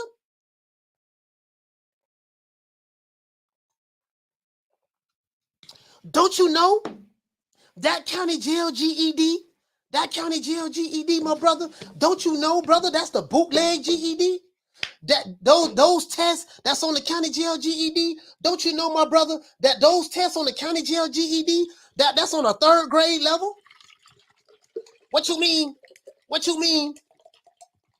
You guys know I drink a gallon of water. You know I drink a gallon of water a day. Then I smoke weed too, so weed make me thirsty in the motherfucker. When y'all see me drinking a lot of water, you know, doing the show, weed make me thirsty in the motherfucker. For real though. True. But you get my point. You get my point though. You get my point. You get what I'm saying? Like, come on, man. The terms matter. He said, does PBC have a big fight coming up? You know what? I think they do. They have Adrian Broner. They got Adrian Broner. They got Adrian Broner fighting Figueroa. If you consider that a big fight, let's go over here and see, fam. Let's go over here and see. Because they fight on Showtime and Fox. Let's go over here and see, guys. They fight on Showtime and Fox. Let's see. Hold on, my brother. Okay. August the 13th. Let's go on Showtime. Let's see what Showtime got. Showtime got Adrian Broner August the 20th. Now you do know that the PBC fighters exclusively fight on Showtime, and sometimes they fight on Fox, depending on who the fighter is, right? Andy Ruiz and King. Oh yeah, Andy Ruiz and King Kong Ortiz, the boogeyman of the division. He fights on I think that fight is on. Hey, you know what, fam? I think that fight is on Fox. Adrian Broner, Omar Figueroa. That's August the 20th. So if you want to consider that a big fight, Shenard Bunch versus Hugo Alberto. I think this might be a PBC fight. As a matter of fact, we can see. I can check over here and see, fam. Hold on. Shenard. This got to be PBC. Junior welterweight bout. I think this PBC. Hold on. Hey, hold on, fam. Hold on. I think this PBC. Hold on. I'm not sure. I'm not sure, my brother. I'm not sure, but they fighting. Let's see, Chenard. Let's go to fighters. Hold on, fam. I'm gonna let me pull up the fighters. Chenard. What is his name again? Chenard Bunch. Hold on. Chenard Bunch. Okay, that should be easy to find. Alphabetical order. No,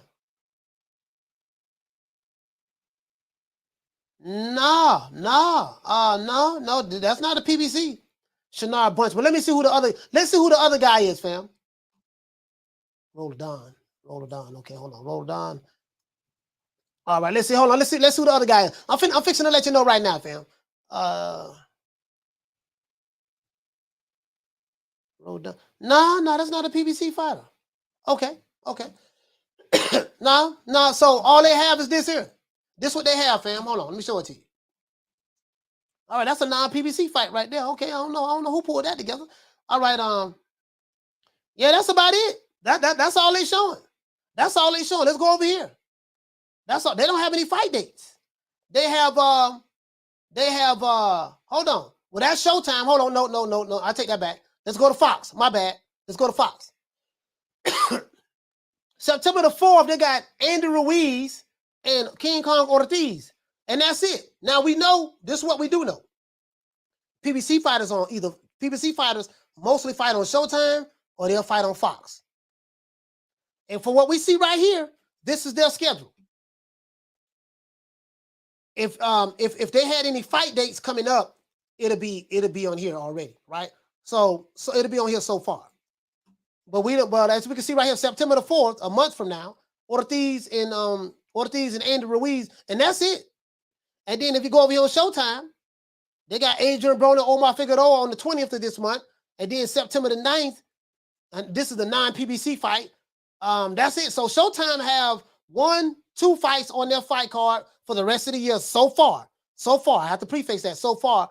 And Fox only have 1 fight. I guess I tell you everything you need to know, fam. True. That tell you everything you need to know, fam. He say Fundora fighting October the 8th. Has that been confirmed? Let's look at the PBC. Let's see. He's fighting for September the 8th. Where's he fighting? October the 8th. Where's he fighting at? Let's look at their schedule. Let's see what they got.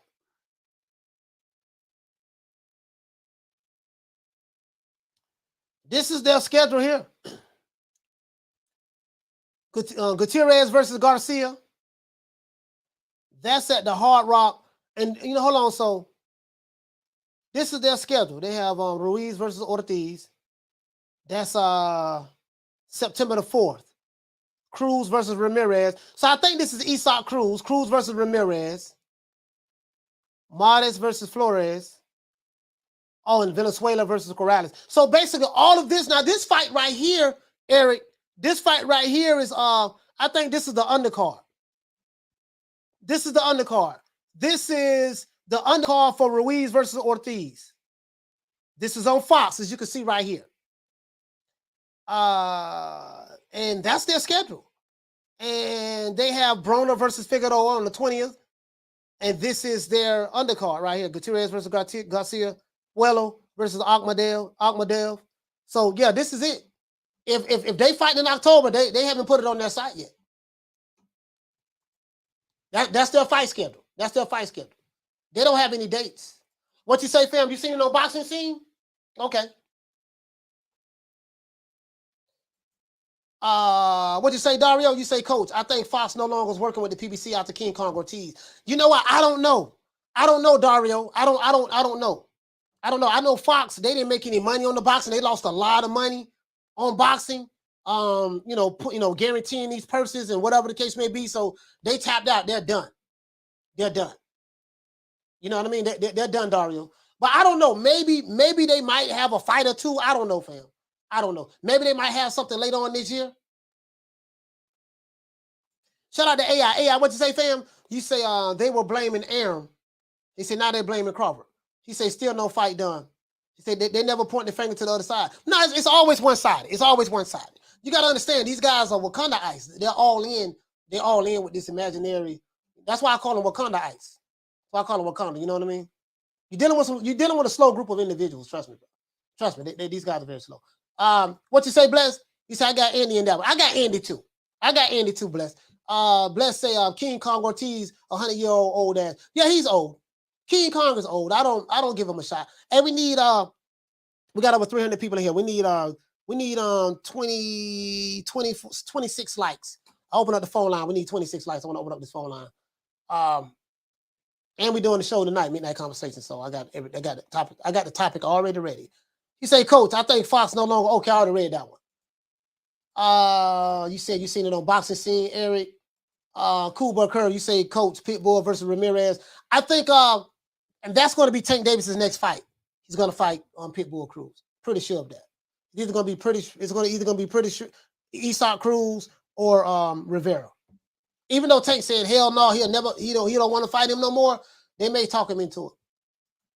Tank, what did say, fam? He said they got Pitbull on the tomato can diet. The shit is terrible. Yeah, listen.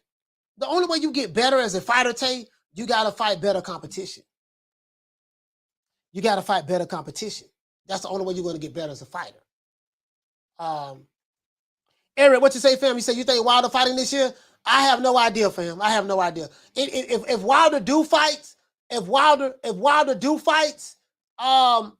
got to put him in there with a tomato can. You can't put him in there with no live dog. And the PBC got to, you know what? What do they have for heavyweights? What do they have for heavyweights? Let's see. Eric, let's look and see. If Wilder fights this year, let's see what the PBC have for heavyweights that they can feed him. Let's see. Chris Areola, he 41 years old. They can put Chris Areola in there. 246 pounds. They can put Chris Areola in there with Wilder. They can do that. Damn. Dominique Brazil, they can do a rematch of Dominique Brazil. Maybe they can do that for Wilder. Got to give him something easy coming back. So that's the thing. I don't know if Wilder is coming back this year. He's training, but if he does come back, they got a couple of cans they can feed him. Let's see. I think we got two so far. Ortiz, Dominique Brazil, Robert Helenius from Finland, 31-3, 38 years old. Okay, they might have put Robert Helenius in there with him. Who else they got? Travis Kaufman. They might put Travis Kaufman in there. He's 36 years old. My time Kaufman. Okay, he's 36. I don't know. I don't know if some of these guys are still on there. They got Kalnaki. I would definitely put him in there with Kalnaki. That's what I would do. If I'm Al Haymon, if Deontay Wilder come back and fight this year, make that Adam Kalnaki fight. I'm gonna tell you why. You make the Adam Kalnaki fight. It's a great confidence booster. Adam Kalnaki has no head movement. Adam Kalnaki is a walking target. He likes eating punches. And he's going to be right there in the middle for Wilder to throw the 1-2 down the pipe. That's the fight you make. If I'm a matchmaker, that's the fight I would make. That's if he comes back. I don't even know if he's coming back this year. He's training, though. He's training, but we'll see. We'll see. Ortiz, you can have a trilogy match with Ortiz if he comes back. Eric, you can have a trilogy match with Ortiz. The pickings are Andy Ruiz. I don't know if they want to put him in there with Andy. I don't know. That might be a fight you can look at. Put him in there with Andy. You get what I'm saying? So he they have some options. Frank Sanchez. Now Frank Sanchez is with he's not with PBC, I don't think. He's not with PBC.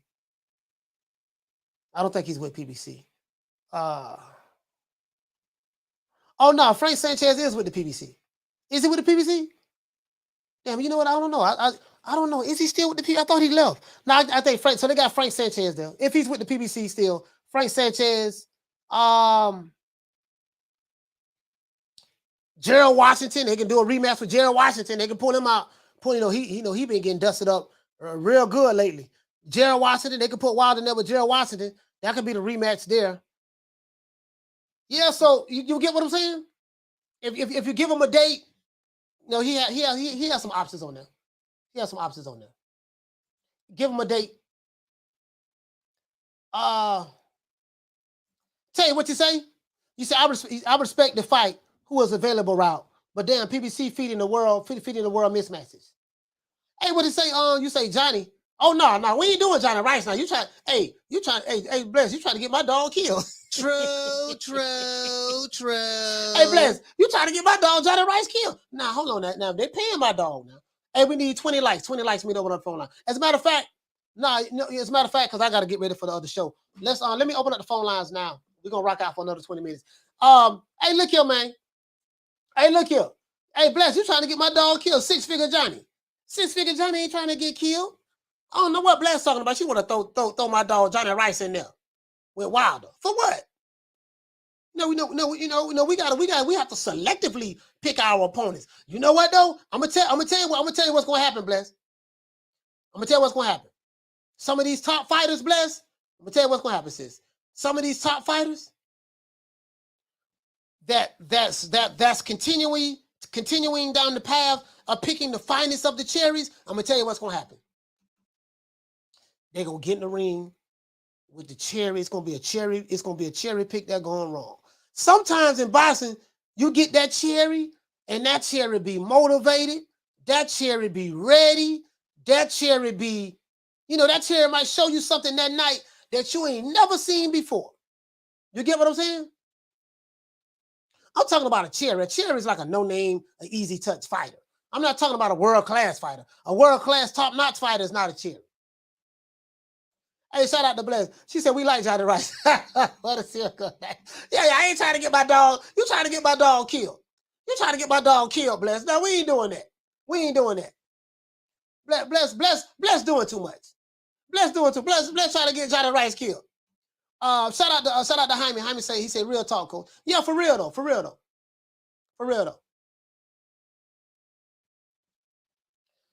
You get what I'm saying though? You get what I'm saying? I like this here.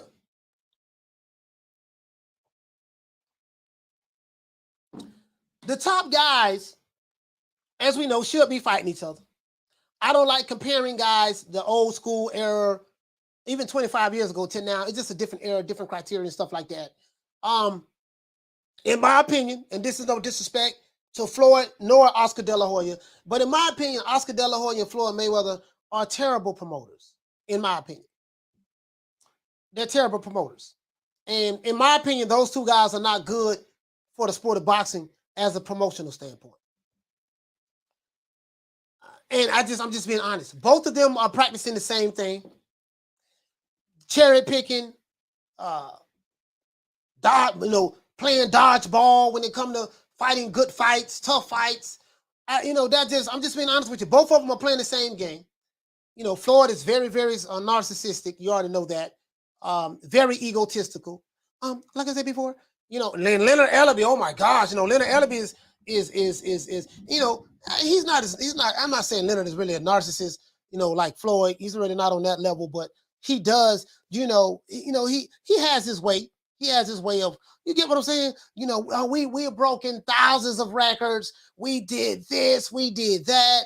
You know what I mean? He always talking about what they did and all that stuff there. We know what I'm gonna do. I'm gonna pray for boxing. And I want you to hold on to God's unchanging hand, because he helped Joshua fight the battle of Jericho. Yes. He helped Daniel get out the lion's den. He helped Gilligan get off the island. Lord. Shout out to Shamika. She said, yes, the followers are absolutely super delusional. I sit here and laugh at these people daily. They are truly delusional about the lying guy they call Tank. Shamika, Tank don't really talk. He don't really talk much. I know people thought he was going to leave Mayweather Promotions, but I will say this, Shamika. I will say this. I just think that from a promotional standpoint, Floyd and Oscar, I'm just saying from a promotional standpoint, as a fan, I don't know what those guys have in their coffers, how much money they're making off of their fighters. I don't know that, Shamika. I'm not gonna lie, but I'm just saying from a fan standpoint, bro, it's like when you listen to Stephen Espinosa, they always trying to find a way not to make fights. When you listen to Stephen Espinosa, he's fidgeting, he's switching, he's like, and yes, and again, I would like to make that fight, but at the end of the day, it has to make sense, and I mean, he's with that network and with that network. I don't want to hear that. I want to hear, yeah, man, he's with that network. I'm with this network. But what we're going to do, we're going to come together and we're going to make this happen because we know that both of us can be. We're going to bite down and give the fans what they want. They don't do that. They're always explaining why the fight shouldn't happen, why it's not going to happen. Well, he's with this network. He's with that network. Shout out to my sister Arlette. Salute to Arlette. Salute to you. Salute to Arlette. They always explaining, Right, it's frustrating. It's like pulling teeth. It's like, dude, you literally just told me that you just justified why you don't want to make this fight happen, or why you don't want to make that fight happen. You literally just justified it to us. And then when you start picking promotional sides, when you start picking promoters, let's get the lights up. We got almost 400 people in here, less than 300 lights. When you start picking promoters, I'm going to side with this promoter. I'm going to side with that promoter. That's the problem. If you're going to side with a promoter, do this. If you're going to side with a promoter, which I really don't advise, at least side with the promoter who's making the big fights. Don't side with the cherry picking promoters if you're going to do that. Now, unless you like cherries. Some of these guys who like cherries, cherry picking promoters, they probably smoke Reggie. If they smoke weed, they smoke Reggie. You know what I mean? Shout out to my brother Smith and West. Detroit versus everybody. Detroit versus everybody. But you get what I'm saying, though. I think Oscar Dela Hoya and Floyd Mayweather, they are terrible for the sport of boxing. They terrible, bro. From a promotional standpoint. From a promotional standpoint. Because if I'm a promoter, look here, baby boy, you finna fight this dude right here next. Shout out to Godson. Godson, what you say, fam? You said with Tank and Floyd, we know we won't get the fights we want. Yeah. We do know that. We do know that. That's true. That's true. True. He said they just ducked Ryan Garcia, made negotiations and didn't even finish. I don't know if they ducked Ryan Garcia. He said, I don't know if they. I won't go as far as to say that because I remember Godson that I've always said that that fight wouldn't happen anyways because you got Floyd who's. Bro, I'm telling you what it is. This ain't about Ryan Garcia and Tank Davis, Godson. This is more about Oscar Dela Hoya and Floyd Mayweather. That's what it's always been about. It's always been about Oscar Dela Hoya and Floyd Mayweather. It's always been about that. True. Shout out to Juan Carrillo. Hey, okay. For dropping that $2. Bam, super chat on your boy. Hey, Leroy. Super chat received. Playtime's over, boy. What to say, fam? You say Frankie Randall was a pick going bad. What you think? Hell no, not Frankie Randall. Down from the bar, there's a platform stage. People pimping, sharp as razor blades. Nah, not Frankie Randall. Frankie Randall wasn't nobody's share pick. Not Frankie Randall. Nah, fam. Frankie Randall, not Frankie Randall. Nah. Shout out to Sauce Lewis. You say, Coach, Floyd always been like that since he became Money Made. Yeah, once he became Money Made, he turned into a different. He turned into this character. Once he became Money Made. You see what I'm saying? And that's what it was. That's what it was, fam. He turned into this character once he became Money Made. Jaime, what you say? He said, yeah, Frankie Randall did his thing. Yeah, absolutely. Yeah, Frankie Randall was a bad boy. Yeah, Frankie Randall was a bad boy, man. Absolutely. But you get what I'm saying though? You get what I'm saying? Like he's always hold on, guys. Checking this email. Hold on, guys.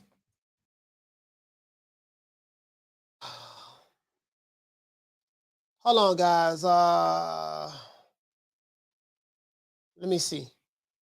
I'm trying to look up a receipt I wanted to show you guys. That's okay. I'll find it later. I'll probably have it for the next show. It was something I wanted to show you guys, man. I thought I had it up, but I didn't. Let's see. Adrian. He said, Arlette, it's me. A little Queen Ava. Oh, okay. I seen the kissing emojis. I said, okay. No, I know y'all think this the dating game over here, but it's not. Yeah, but Shout out to Thuggy D. He said, Coach Malachi, what's up, champ? Yeah, what's up, Thuggy D? Hey, Thuggy D, look here, man. I was talking about you earlier. We're gonna have you negotiate my contract from this point forward. We're gonna have you negotiate my contract, Thuggy D. That's what we're gonna do. You're gonna negotiate the contracts. Cause I know you're gonna look out. 95% go to me, 5% go to you, and everything else gotta go to and whoever wanna fight me, they gotta get the rest on the back end. Hey, Carter, what's your name? Where you calling from? Hey, how you doing, man? My name is Bray, man. I'm from DC, man. You from Louisiana? No, I'm from DC. DC, what's going on, fam? Talk to me. All right, man. And I'm sitting here watching what you talk about, and I do agree. It's turned into a thing where it's Floyd and Oscar. Yeah. But I will say this: with the negotiations with Ryan and Tank, the thing is, Ryan won that fight at 140, and Tank and then Floyd won it at 135. Me personally, I think that Floyd will he don't want that fight at 135. I think Tank will take that fight at 140 as well. But I'm gonna say this: Ryan ain't done enough to try to even play A side with the situation, though. I mean, what has he done? He's held no title. He sold a bunch of wolf tickets and ain't done nothing. You know, everybody he sold wolf tickets about, he didn't fight. Remember, he was supposed to fight Tank before, but then he said, "Okay, I'm gonna fight Pacquiao in the exhibition." He ain't done nothing to fight no exhibition. What has he done to fight an exhibition? How do fighters even fight exhibition and then even finish a regular career? He ain't won one belt. So my thing is, to be honest, I think Tank won that fight. Yeah. But I think, you know, Floyd is talking for him. And I love Floyd Mayweather to death. He's my favorite fighter. But at the same time, he do have his ways. You know what I mean?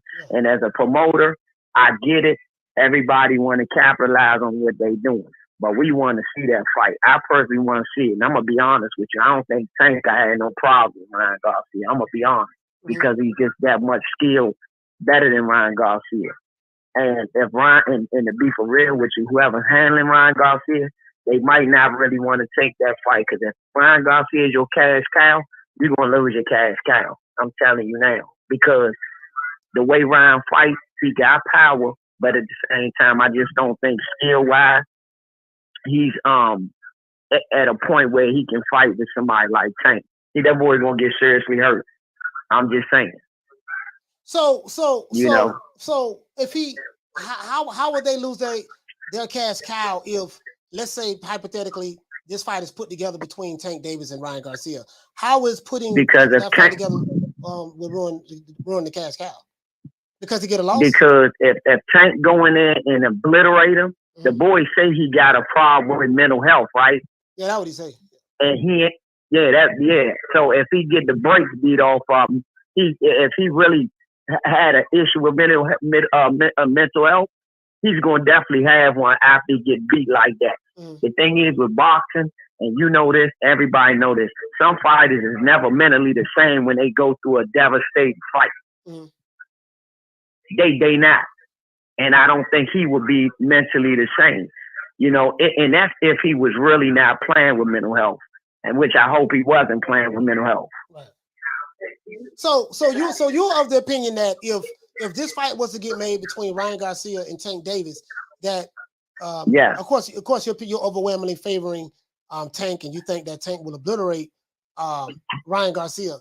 So no question. Do you consider Ryan Garcia one of the top lightweights in the division, or you don't think highly of him? Nah. I think Ryan Garcia is a good fighter. I think he's a good name, and I think he got a good following, and I think he can get money. I think he can. He's a fighter that can make a lot of money, but I just don't think he's on that level to be messing around with somebody like Tank right now.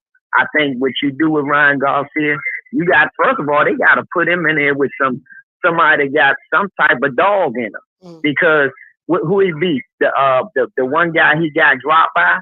That's his best opponent. He beat Javier Fortuna a couple weeks ago. But I mean, he need to get in there and have somebody he got to. He beat for the throne. Really deal with. He beat I forgot the brother from the UK. He was a medalist. Yeah, I forgot his name. Luke Campbell. Yeah, Luke Campbell, and that's his biggest fight. You know what I'm saying? And the thing is, when I look at Tank, he beat Javier Pedraza. He beat Jose Pedraza. When he won his title, he beat Jose Pedraza. Jose Pedraza is not a slouch. Jose Pedraza is not a slouch. So what would you say to critics of Tank Davis who would say that, hey, Tank ain't fought nobody, he got a Reggie belt, you sitting here trying to diminish Ryan Garcia, but yeah, Tank ain't fought nobody, he cherry picking, bobbing and weaving, and he got a Reggie belt. What would you say to those critics? I say they don't know what they talk about. I'm not going to say Tank fought the best competition, but he fought way better competition than Ryan Garcia. Okay. Jose Pedraza, number one, he took Jose Pedraza's belt. He beat him and took it, man. Let me tell you something. I was incarcerated during the time. When I called home, my brother said, man, yeah, Youngin took the belt. He got a belt. I said, what? He said, yeah, he took a belt. I got home. I said, it was the first fight I wanted to see. When he beat Jose Pedraza and I watched that fight, I seen Youngin go in there and take it from somebody who got some type of something with him. You know what I mean? I haven't seen that from Ryan. Well, I've seen him fight. You don't think Ryan Garcia? You don't think Jose Pedraza and Luke Campbell? I think Luke Campbell's a gold medalist, if I'm not mistaken. You don't think they're on the same level? Right. You don't think they're the same level? No, I really don't. I don't think they're on the same level. And then you got to look at other fights, as well. Okay. Tank has showed that he can win a fight more than one way too. You know what I'm saying? Tank showed he can win a fight more than one way. He beat Pitbull Cruz with one hand. After he broke his hand, he had to pull that out. Then he beat if you look at Leo Santa Cruz. See Leo Santa Cruz, yeah, you gotta remember, boxing is skill. Right. Santa Cruz has a nice skill set. Who is look at who Ryan Garcia who's even fought lately. Like the guy before Javier Fortuny fought. What's your name is, my brother? Because we got other calls calling in. A lot of people trying to call. Ray from out of DC. Ray from DC, man. Hey, thank you so much, my brother, for calling in, man. I gotta click over, okay? Salute to Ray from DC. Okay, no problem, brother. Hey, man, I just checked y'all today. All right, yes, sir, man. I appreciate that, man. Shout out to Ray. Yeah. Hey, anyway, bless us. y'all need hey man, y'all. Hey, listen, the one Mr. Hale, bless 365. She say rain violation. Hey, the one Mr. Hale say fellas at his finest. Hey man, y'all ain't look here, man. Hey, look. Boy, y'all vicious, boy. Y'all are vicious. We got 360 people in here. Hey, hold on. Let me see what's up. Hold on, man. Hold on, we get. Caller, what's your name? Where you calling from? Yeah, my name is Raheem from DC. Raheem from DC, talk to me, fam. Yeah, I don't know what the other caller was talking about. He's from DC too, but I don't know what he talking about. Yeah, when it comes to Ryan Garcia, I don't know. People's not looking at him like I'm looking at him. He's 5'10", 5'11", 70-something arm reach. When it comes to, styles make fight. Yeah. When it comes to Gervonta Davis, I'm looking at a lot of attributes that Ryan Garcia is going to pose a lot of issues for Tank Davis. If you look at Tank Davis for the last 3-4 fights, he averaged, if you add it up, he averaged 5.5 landing. And I think it's like 9 punches he thrown per round. For the last 4 fights, Gervonta Davis don't throw his hands. So one thing about Ryan, he's tall. He got a lot of speed. He throw a lot of punches per round. If you look at even the last fight, Gervonta Davis, he lost like the first 2, 3, 4, 5 rounds before even against Rolly. Rolly won. I'll say I had Rolly up about time the 6th round came along. Man, So, look, if, hey, look here, man. I know you're from DC. You're gonna get attacked for saying that now. You do know that, you know what you're saying, and I know Tank is from B-more. But my point is, for you even saying this, brother, is blasphemy amongst a lot of people who love Tank Davis. Are you sure? I'm gonna give you an opportunity to retract the words that you're saying right now. Go ahead. Right, but one thing I'm from DC, I'm gonna keep it 100. Yes, women lie, men lie, numbers don't lie. Right. Look at the numbers. It's not about what I say. Just look at the numbers. I think 2 out of the 3 judges had Rody up, and when he fought what's his name, the tall guy that he knocked out in the 11th round. What's his name? You talking about Keith Thurman just fought him in the pay-per-view. Keith Thurman just fought him. They fought in Atlanta. I forgot to do it. Yeah, I went. Yeah, it's gonna pop in my mind. But after 6, 7 rounds, he was up on the scorecard. That's when Floyd came over. He said, "Hey, you losing on the scorecards. You need to do something." Yeah, because, Barrio. Floyd was scared. Mario Barrio. Barrio, yeah, Barrio. Barrio was outboxing him. So if anybody who's a Tank fan, everybody said, "Oh, he's a slick boxer." He's turning to Adrian Broner. One thing about Adrian Broner, he don't throw his hands. He could have been way greater than he was, but he just don't throw his hands. If anybody who's a Tank Davis fan, look at the last 4 fights. Look at how many punches he's thrown. See how much he landed. It's like he's looking for the knockout now. He's looking for the knockout. He said, "Well, I can take my time. I can give away a few rounds. Then because I know I'm gonna knock him out." Ryan Garcia, Tank is 5'5". Ryan Garcia is 5'10", 5'11". I used to box years ago. I had more problems with me personally. I'm 6'1". I had more problems with short fighters and taller fighters. But when it comes to Tank, he has to get to Ryan Garcia's chin. 5'10" to 5'5" to 5'11". That's a hell of a stretch. And one thing about Ryan Garcia, he got so much fast hands. I can see a left hook coming. And let's see if Tank Davis can take Ryan Garcia's punch. Let's see if he can. Ryan, the last two fights, I believe, against Luke Campbell in the last fight, body shot, left hook to the body. They fell down. Yeah. So Tank Davis is. So I'm gonna say this because we got other calls calling in, but I'm gonna say this. So okay.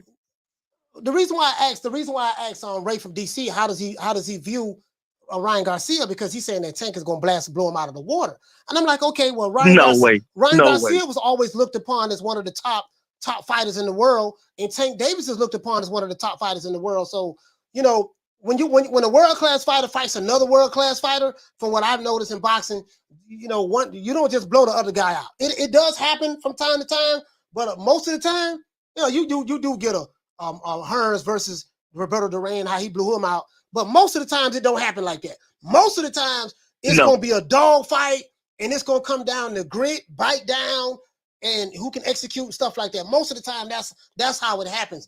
So I agree. That's why I asked him. So I guess that meant that he don't think highly of Ryan Garcia's skills. That's why. But it's a lot of hate on Ryan. Ryan fought Devin Haney 6 times in the Amazon, and he went 3-3. They split 3-3. Ryan is a dog. See, people don't know about Ryan Garcia past. He's just not a pretty boy who's from a wealthy background. This boy had it hard early. He's been fighting since he was 6, 7 years old. He's just not. He's been taking punches to the face for almost, 16, 17 years. Hey, Raheem. Hey, thank you for calling in, brother. I gotta wrap it up. Okay, brother. Appreciate it, man. Hey, salute. I appreciate you, bro. DC in the house, man. DC in the house, man. Hey, this what I gotta say, guys. Hey, this what I gotta say. I get what my brother was saying. But Tank never broke his hand against Isaac Cruz.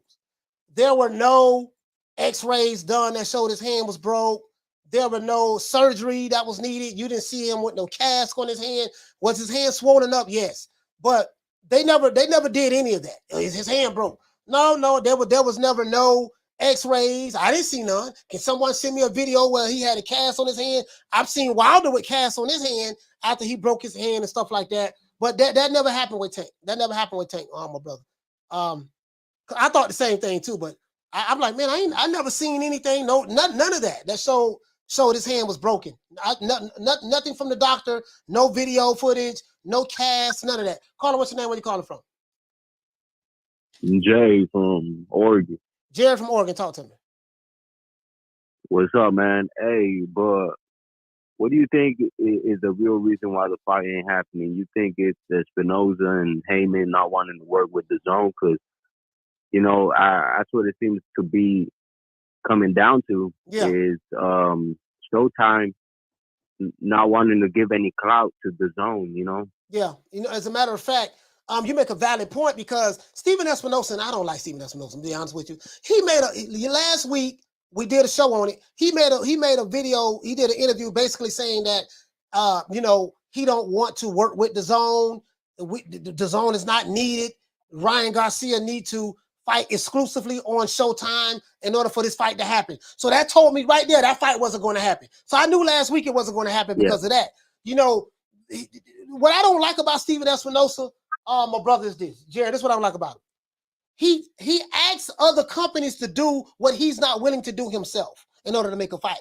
It's okay for you always hear it from one side. Well, if you want to fight one of our fighters, you have to come over here. Why is it never that your fighter has to come over to the other side? Why there's never no middle ground or no compromising? There's always one side. Well, if he want to get that fight, he got to come to this network. Why? You're asking another network to do what you're not willing to do for your fighter that's fighting on your network. Why you never see what Stephen Espinosa say, well, you know what, our fighter wants to make this fight with this guy from the zone. We're willing to let him part ways with us just for this one fight to go fight over there. You never hear that, but it's always one side. So to piggyback on what you're saying, I think Stephen Espinosa is playing a big part in that as well, to be honest with you. Yup, and you said it how it is, man. So now all these fucking Tank fans, they gotta shut the fuck up, man, and then go bitch at Espinosa and stop calling Garcia a duck. Because at the end of the day, these guys ain't scared of each other. It's these fucking motherfuckers in suits, you know. So yeah, I mean, you said it. I mean, you said everything I was gonna say. So yeah, man, that's my call. Hey man, shout out to Jared, man. Hey, salute to you, my brother, man. Shout out to my brother Jared, man. Salute. Yeah. Yes, sir, man. Oregon, stand up. Oregon, stand up. Shout out to Jugs. Hey, okay. Dropping that quarter of a bam, dub on your boy. Hey, Leroy. Super chat received. Playtime's over, boy. He said, Coach, Tank mysteriously breaks his hand when the fight gets tough. Yeah, nah, his hand was never broken. Like, it was swollen, but listen, somebody sent me a video where he was wearing a cast on his hand. He had to have surgery before a broken hand. You know, any of that stuff. We know, like, every time Wilder broke his hand, he had to wear that damn cast. He even did an interview with a cast on his hand. Cast, you know, he had to have surgery. You see why, like, we never seen any of that. And I'm just being honest. Down from the bar, there's a platform stage. People pimping, sharp as razor blades. Shout out to Thug and D. What you say? You say his hand was bruised. Yeah, his hand was bruised because you saw it. It was swollen. His hand was swollen, but it wasn't broken. I don't know. Now Tank never said his hand was broken. That didn't come from Tank. That came from somebody else. I think I want to say something telling me it came from Calvin Ford.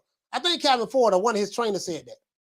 I'm not sure which one it was, but there's some video footage out there on it.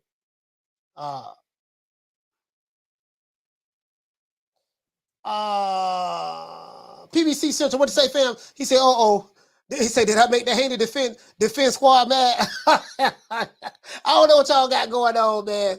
But anyways, to me, Floyd Mayweather, Oscar Dela Hoya are terrible promoters from a fan standpoint. You have one promotional company that's telling you we gonna give you fans what we want y'all to have in one breath, and they only have one fighter, pretty much. And then you have another promotional company, you know, they pretty much doing the same goddamn thing, right? So you're not going to see that happen. And then you got the Floyd. See this again. This is not about Tank or Ryan.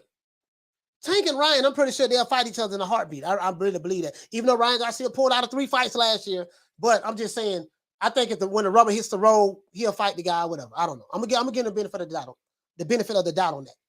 I told you guys last week when we did this show, I think it was last week or week before last, I say the problem is going to be Oscar Dela Hoya and Floyd Mayweather. I told you guys that. This is Oscar versus Floyd. Or this is Floyd versus Oscar. This is going to be Floyd's opportunity to try to embarrass Oscar, to try to, you know, I remember Oscar when I fought you back in 2007. You know, you gave me 10%. You gave me 10% purse. You took everything. You was the A side. You know, you took everything, Oscar. You told me which shoes I had to wear. You told me, you gave me the mouthpiece. You know, you gave me my gloves. You picked the gloves. You picked the ring size. I remember all of that, Oscar. I remember all of that. So this is going to be Floyd's chance to get back at Oscar. He's not going to look at it as though this is my fighter, Tank Davis, which Tank is his fighter. This is my fighter, and I want to put him in the top fights that he wants. He's not going to look at it that way. He's going to take it personal, look at it as though this is my opportunity to get back at Oscar, and this is what I see.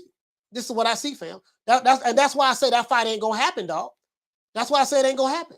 You know, and I'm saying, and then you got to deal with Steven Espinosa. Then you got to deal with that. It's just too much shit on one side, dog. It's just too much shit on one side. In my opinion, what you say, fam? I bet he don't rematch Pitbull either. No, he's gonna fight Pitbull. Bro, listen. I'm telling you. Tank Davis' next fight is gonna be two fighters. It's gonna be either Michel Rivera or Isaac Cruz. That's what it's going to be.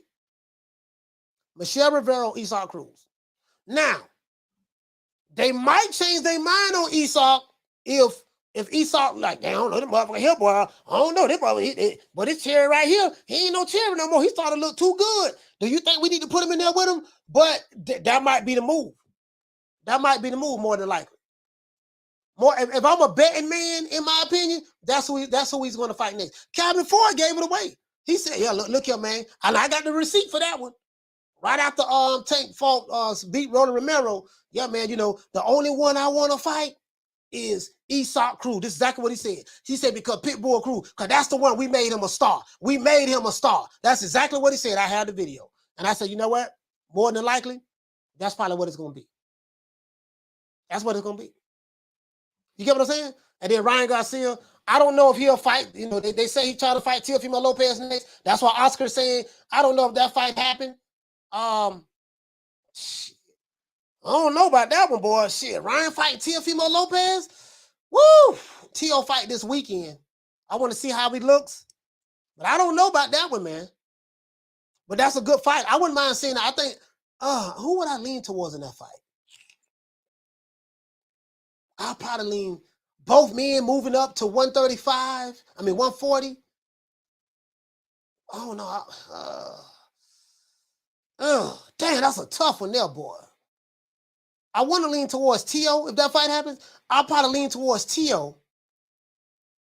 Because I think Teofimo Lopez has a lot more tools. But then again, I really don't know, because I don't know, because Teofimo, mentally, I don't know where he's at up here, man. Because I ain't been liking what I've been seeing. I ain't been liking what I've been seeing online, but I don't know, man. I think I will. If that fight happens, I think I'll lean towards Teo. To be honest with you, I think I lean towards Teo. Shout out to Southpaw Killer. What you say, fam? You say Tank messed up by re-signing with them? Nah, man. I mean, you know, he made a business decision, man. He made a business decision. Melvin, what you say, fam? Calvin said we got to take that star. Yeah, he did say that. He said that. Yeah. True. Hey, what you say, fam? He said Floyd already got Oscar back with Canelo fight. Catch weight, A-side, all of that, and beat his golden goose. Yeah, but Floyd want more than that. You know, he beat Canelo, but he ain't satisfied with that. You're dealing with a serial narcissist. You're dealing with a serial narcissist here. So, you know, narcissists, they don't just get one up on you and leave it at that. He wants to, like, really, you know, you get what I'm saying? SP, he said you gotta wear an MMA glove inside the boxing glove to hit Pitbull head and not hurt yourself. Hey, yeah, Pitbull, man, let me tell you something. Bro, SP, I'm going to be perfectly honest with you. And a lot of people have been following me. They would tell you. What you say? You say Tank didn't hurt that hand until the 6th or 7th round. He said Pitbull no pushover. Nah, he ain't no pushover, dog. Hey, in my opinion, let me tell you something. I'm finna tell you some real shit. I was so mad at Tank fighting Isaac Cruz. I looked at a lot of video footage of Isaac Cruz. The man looks slow. He got slow footwork, flat-footed Mexican, moving slow, don't throw no jab. He throw haymakers, like no wide hooks, like Clubber Lane. He throw the overhand right. He got a mean overhand right. The only thing I noticed about him, I said he does have power, but the people who he was fighting were tomato cans. Like Isaac Cruz was literally fighting tomato can. Like, I'm like, they dude ain't got nothing. Like he was fighting dude. So I said Tank Davis was going to knock Isaac Cruz out in 3. I said, man, this man don't go 3 rounds with Tank. In my opinion, that's exactly what I said. True. Not only was I wrong, Isaac Cruz went 12 rounds with Tank, and he was putting them paws on Tank. I saw him buckle Tank knees a couple of times when he was on the ropes, and I saw Tank do something I never saw him do. Run on the back foot. Now, you got being on the back foot. He was boxing him, but you got fighting off the back foot, and he was fighting on the back foot, but I was like, I ain't never seen him like, it kind of looked like he was running in some spots too. I'm like, damn, like, Tank was spinning and turning them real good because Tank has the better footwork, but Isaac Cruz kept coming. This is what I believe. Tank landed a clean uppercut on Isaac Cruz. Isaac came with that high guard, but he had it on the chin. He didn't have it like this. He had his like this. Tank set a trap counter for Isaac. Isaac came in, and when Isaac came in, Tank slipped to the side. He caught Isaac with that same uppercut he hit Leo Santa Cruz with. When Tank hit Leo Santa Cruz with that uppercut, he went to sleep. When Tank hit Pitbull Cruz with that uppercut, he ate it. His head did not move. He hit Isaac Cruz with an uppercut. His head did this. And he kept coming, and he kept coming, and he went to throwing them fifth ward bees at Tank. And I think at that moment in time, Tank Davis, when he went back to his corner, he told Calvin, he said, man, this ain't the average Mexican, man. This ain't the average Mexican. This dude right here, I just hit him. He said, Calvin, did you see what happened? Yeah, I saw what happened, Youngin. What's going on, Youngin? Why you ain't knock him out? Man, I hit him with the same uppercut that I hit Leo Santa Cruz with. He ate that shit. I saw that, Youngblood. Did his head move? Youngblood, his head did not move. Man, look here, Youngblood. This dude, he ain't the average. This ain't no Leo Santa Cruz. This dude here, he can fight. I'm sick of you get him out of there in the 7th round. The 8th round came around. He was still there. The 9th round came around. Pitbull was still there. The 10th round came around. Pitbull was still there. The 11th round came around. Pitbull was still there. The 12th came around. Pitbull. As a matter of fact, when the fight was over, Pitbull didn't even have a scratch on his face. True. They knew right then. And then when they asked Tank after the fight, they say, would you give him a rematch? Because a lot of fans felt like that in the audience. A lot of people felt like Pitbull won that fight. Tank said, hell no. I've never seen him say that to no fighter that he's fought. He said, hell no. So I don't, you might have a point right there, but I think that's gonna be the fight. I think that's gonna be the fight. SP, what you say? You say his chin on Diamond. Hey, look here, man. But he ate that uppercut. Bro, that man's head didn't even move. Then I looked at his neck. The man got the neck of 4 pit bulls. You ever seen one of them big head pit bulls? Listen, this man got a pit bull mixed with Rottweiler neck. He got a Rottweiler / pit bull neck. That man had veins and muscles popping out his neck. I'm like, oh my God. What you say? You say Leo is a 126-pound fighter, though. Yeah, you're right about that. He's a 126-pounder. Yeah. Hey, he said, Coach talking me into Cruz Davis rematch. I'm telling you, dog, that's what it's gonna be, fam. They listen. They telling you what the play going. I'm telling you, bro, that's what it's gonna be. That's what it's gonna be. He said, bro, that goddamn pit. I would say Thug and D. He said, and then said he will fight him again. I don't remember that, Thug and D. I don't remember him saying he'll fight him again in the ring. He said, hell no.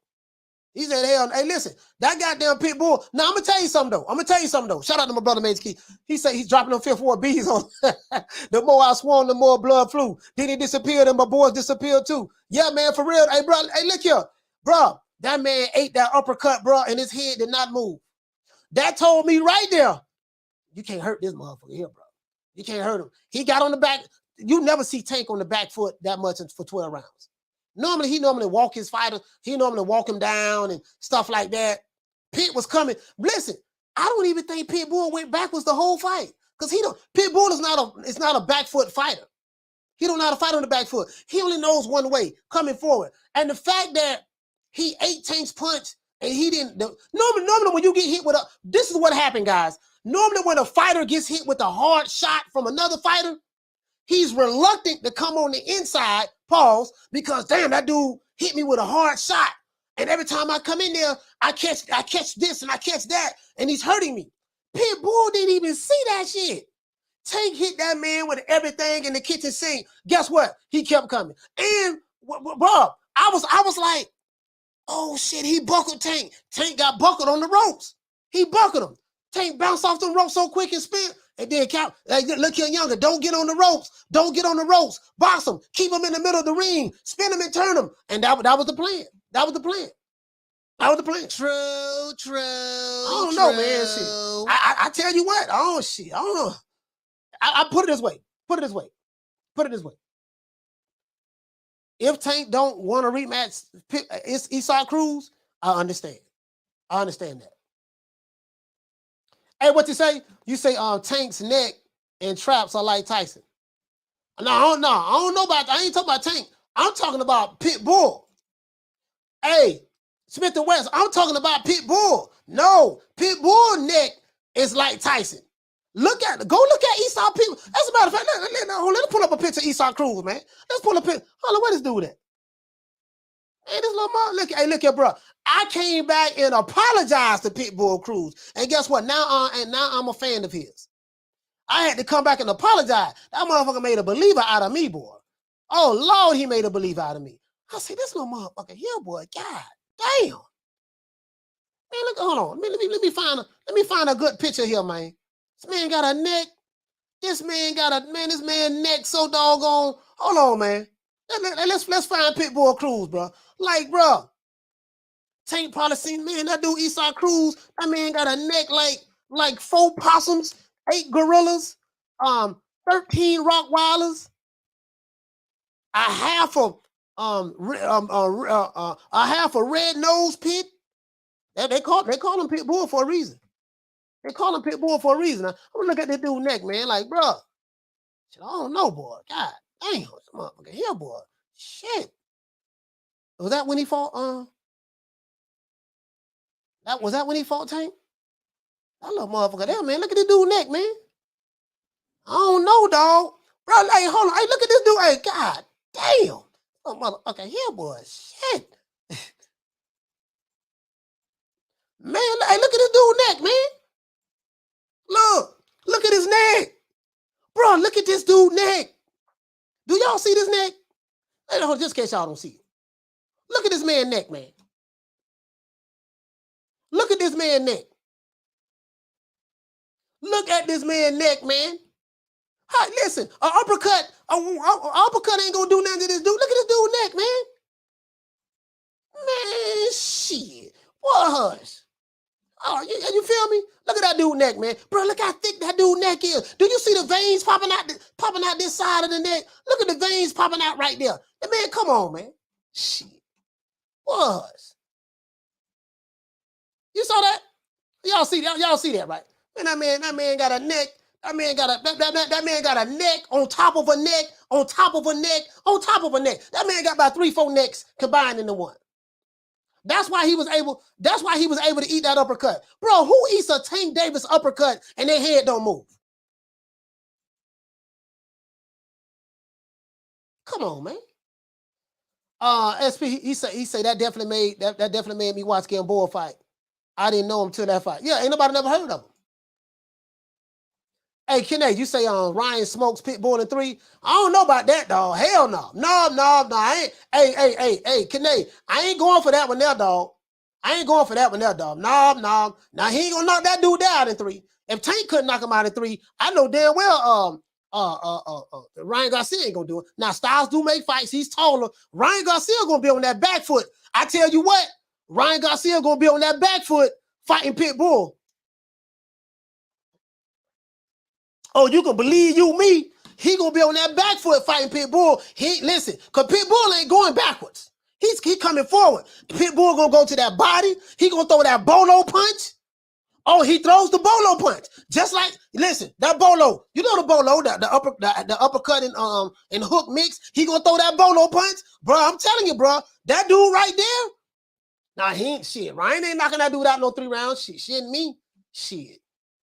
Ryan not ready for Cruz. That what Kevin Lyle said. Yeah, he ain't knocking that dude out. No, he ain't knocking that dude out in no. He ain't knocking that dude out in no. You can believe that.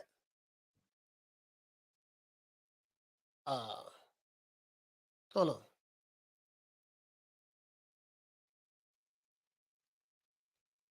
You can believe that.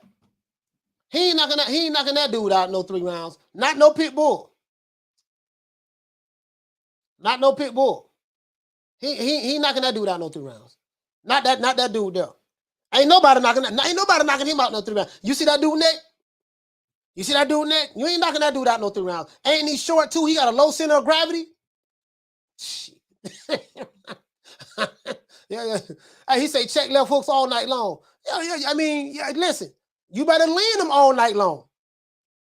Listen, I see what you're saying. The check left hook. Listen, this dude. Let me tell you something, man. This dude got a slip and counter game. You mess around and throw that check left hook, and you don't land, and he slip it and catch you over the top with that overhand right. And Ryan Garcia is a tall fighter. Ryan Garcia is a tall fighter. What tall fighter kryptonite? That overhand right. When you fighting a short fighter, that overhand right. Oh, I'm telling you, bro, this thing gonna be sweet, man. Carter, what's your name? Where you calling from?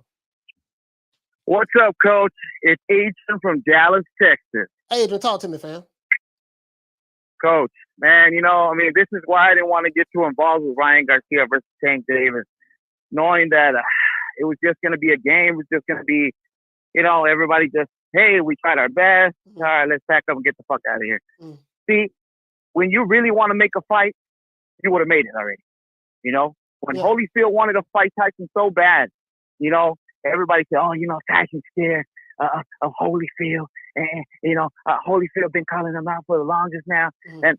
But it got made. It got made maybe, years later, but it still got made. Yeah.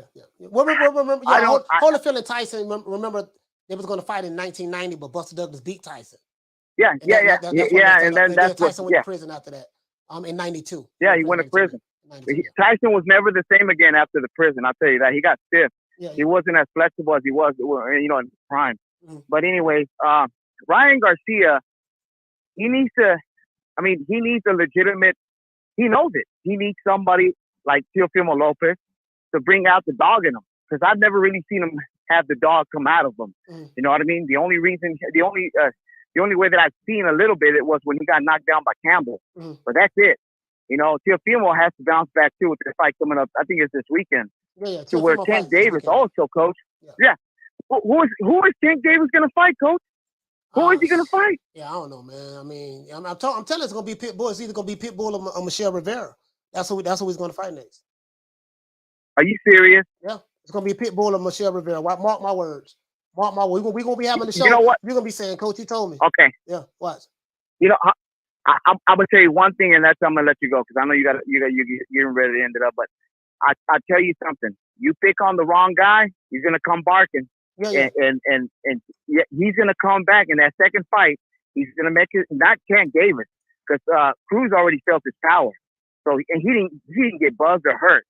So I'm telling you, man, if he picks Cruz again, Cruz already exposed him a lot, even though Tank, hit him and, he got a big head. Cruz got a big head for a little ass body. Yeah, so for real. I think in that second fight, I promise you, man, I wish we could bet some money, but I think Cruz could even beat Tank Davis up, Coach, because he already took all his punches. He's like, he ain't that, he ain't this ferocious ass, this and that. No. Second fight, Floyd, Tank Davis is not Floyd Mayweather where he makes adjustments. And I'm telling you that. He doesn't make adjustments. I've seen him the way he fights. He always fights the same way. All right, Coach, I'm telling you.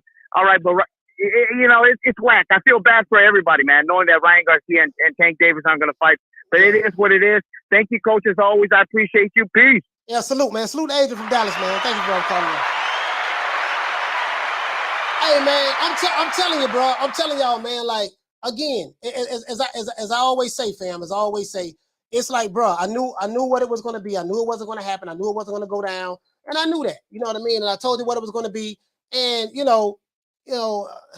when you're dealing with these different networks and Stephen Espinosas and the Oscar Dela Hoyas and the Floyds and the Leonards and the Owls and all these guys trying to work together. It's just a lot of bad blood between everybody. Let's give everybody a round of applause.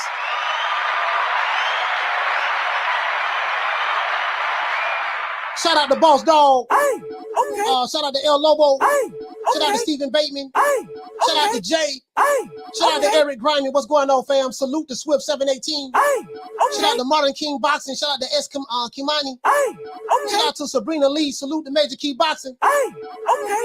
Shout out to John Doe. What up, Doe? Hey, okay. Let's see. Shout out to Jason Dockery. Salute to Massachusetts Fishing. Shout out to my sister Bless 365. Hey, okay. Shout out to Frank Forbes. Shout out to the one Mr. Ham, Old Dirty Boxing, BG from the Hot Boys. Hey, okay. Shout out to Oscar Radio. What's going on, fam? Hey, okay. Shout out to Get Touched Up Boxing. Shout out to Javon Soto. Shout out to Big Hawk from Maryland. Salute to BWG. Hey, okay. Shout out to Carmen Serene. Salute to Damian Bennett. Salute to my main man Mark Nash from the ATL. Hey, okay. Shout out to BWON. Salute to Lady Shane. Shout out to Juan Corrillo. Salute to Bernard Burton. Shout out to LaShawn. What's going on, bro? Hey, okay. Shout out to Al Money, always getting money. Shout out to Frank the Tank with the big bank. Salute to Ricky Ricardo. Shout out to Will. What's going on, Will? Knockdown 305, Dade County's finest. Hey, okay. Shout out to Manny G. Salute, fam. Shout out to Boxing Nerd 101. Kenny Slim. Shout out to who came here today? My brother. Boxing Wave. Shout out to the Boxing Wave as well. Hey, okay. Shout out to Drumming for Whole Live. Shout out to Doug Right Side. Shout out to Deborah Booker. Shout out to Manny Dosiento Inuebe. Shout out to Agent Big 30. Shout out to MFB. Shout out to Bush the Can Man Cassidy. Hey, okay. Salute to Troy Graham from B-More. Shout out to AB Sounds. Shout out to Kathy W. Dean West. Jim 82. Hey, okay. Shout out to Miguel Chartico. Shout out to Here to There. True Getter 402, man. Omaha, Nebraska's finest. Hey, okay. Shout out to Hell Hero Elite. Salute to Jay Rodriguez. Shout out to Folobon. Salute to Philo 58. Shout out to Rob Boy Fresh. Hey, okay. Shout out to Dantes. What's going on, fam? My brother from Tampa Bay. Shout out to Chickarelli. Salute to Lil Green Eyes P. Shout out to Charlo. Salute to Ahmed. Salute to my main man, TJ Thomas Jones. Hey, okay. Shout out to Fitzy on the fights. Keep on fighting, sis. Shout out to Misfit. Salute to my brother Retro Boston the Documentaries. Hey, okay. Retro Boston Documentaries. Salute to you, fam. Shout out to Ace Sneeze. Shout out to Philly Fly. Shout out to School of X-Men. Shout out to the good doctor, Dr. Paul Evans. Hey, okay. Shout out to my sister Arlette. Salute to Lisa Bales. Shout out to Smith and West from Detroit. Shout out to Punch Perfect Boxing. For real though. Hey, okay. Yes, sir, man. Shout out to who all called in today. Shout out to Ray from DC. Hey, okay. Shout out to Raheem from DC. Hey, and shout out to Jared from Oregon, man. Hey, okay. Salute to Jaime Rivera. Salute to Jaime. Shout out to Michael Knight. Salute to you, fam. Shout out to my brother Thug and D from B-More, in my opinion. Shout out to Nate Black. Nate, what's going on, bro? Shout out to MJ. Shout out to MJ Podcast. Shout out to SP. Salute to Georgie Parker. Michael Knight from the Knight Rider. Kuba Kerr, what's going on, fam? Shout out to Kane. Pooja Living with the Lick Reed. Shout out to Suwab Boxing that was here. Shout out to Boxing Gyms. Boxing Gyms was here as well. Hey, shout out to AI. Shout out to I think I got everybody, man. Shout out to Rod. If I forgot you, man, if I forgot you, it is what it is. Shout out to Boxing Ben. It is what it is, man. People got a thick neck, man. You ought to know what time of TI is, man. It is what it is. We're gonna make it do what it do. And you know, we're gonna make it, we're gonna go out like this. You're begging me not to leave you. And I refuse to let you go. Yes, sir, it is what it is, man. We're gonna make it do what it do, man, and we're gonna go out like this, bro.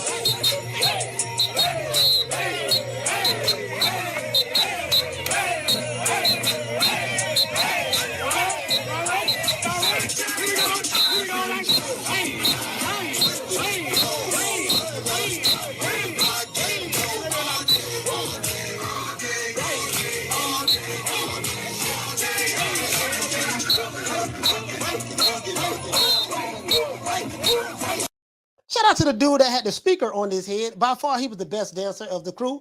Once again, it's our boy Coach Malachi Williams signing out. Newbie Today USA Boxing. See you guys tomorrow, 3 o'clock Eastern Standard Time. We'll be having midnight conversations tonight. You know my motto. Don't meet me there, beat me there. Peace. Man, I'm out of here, bro. Let's go. Come on.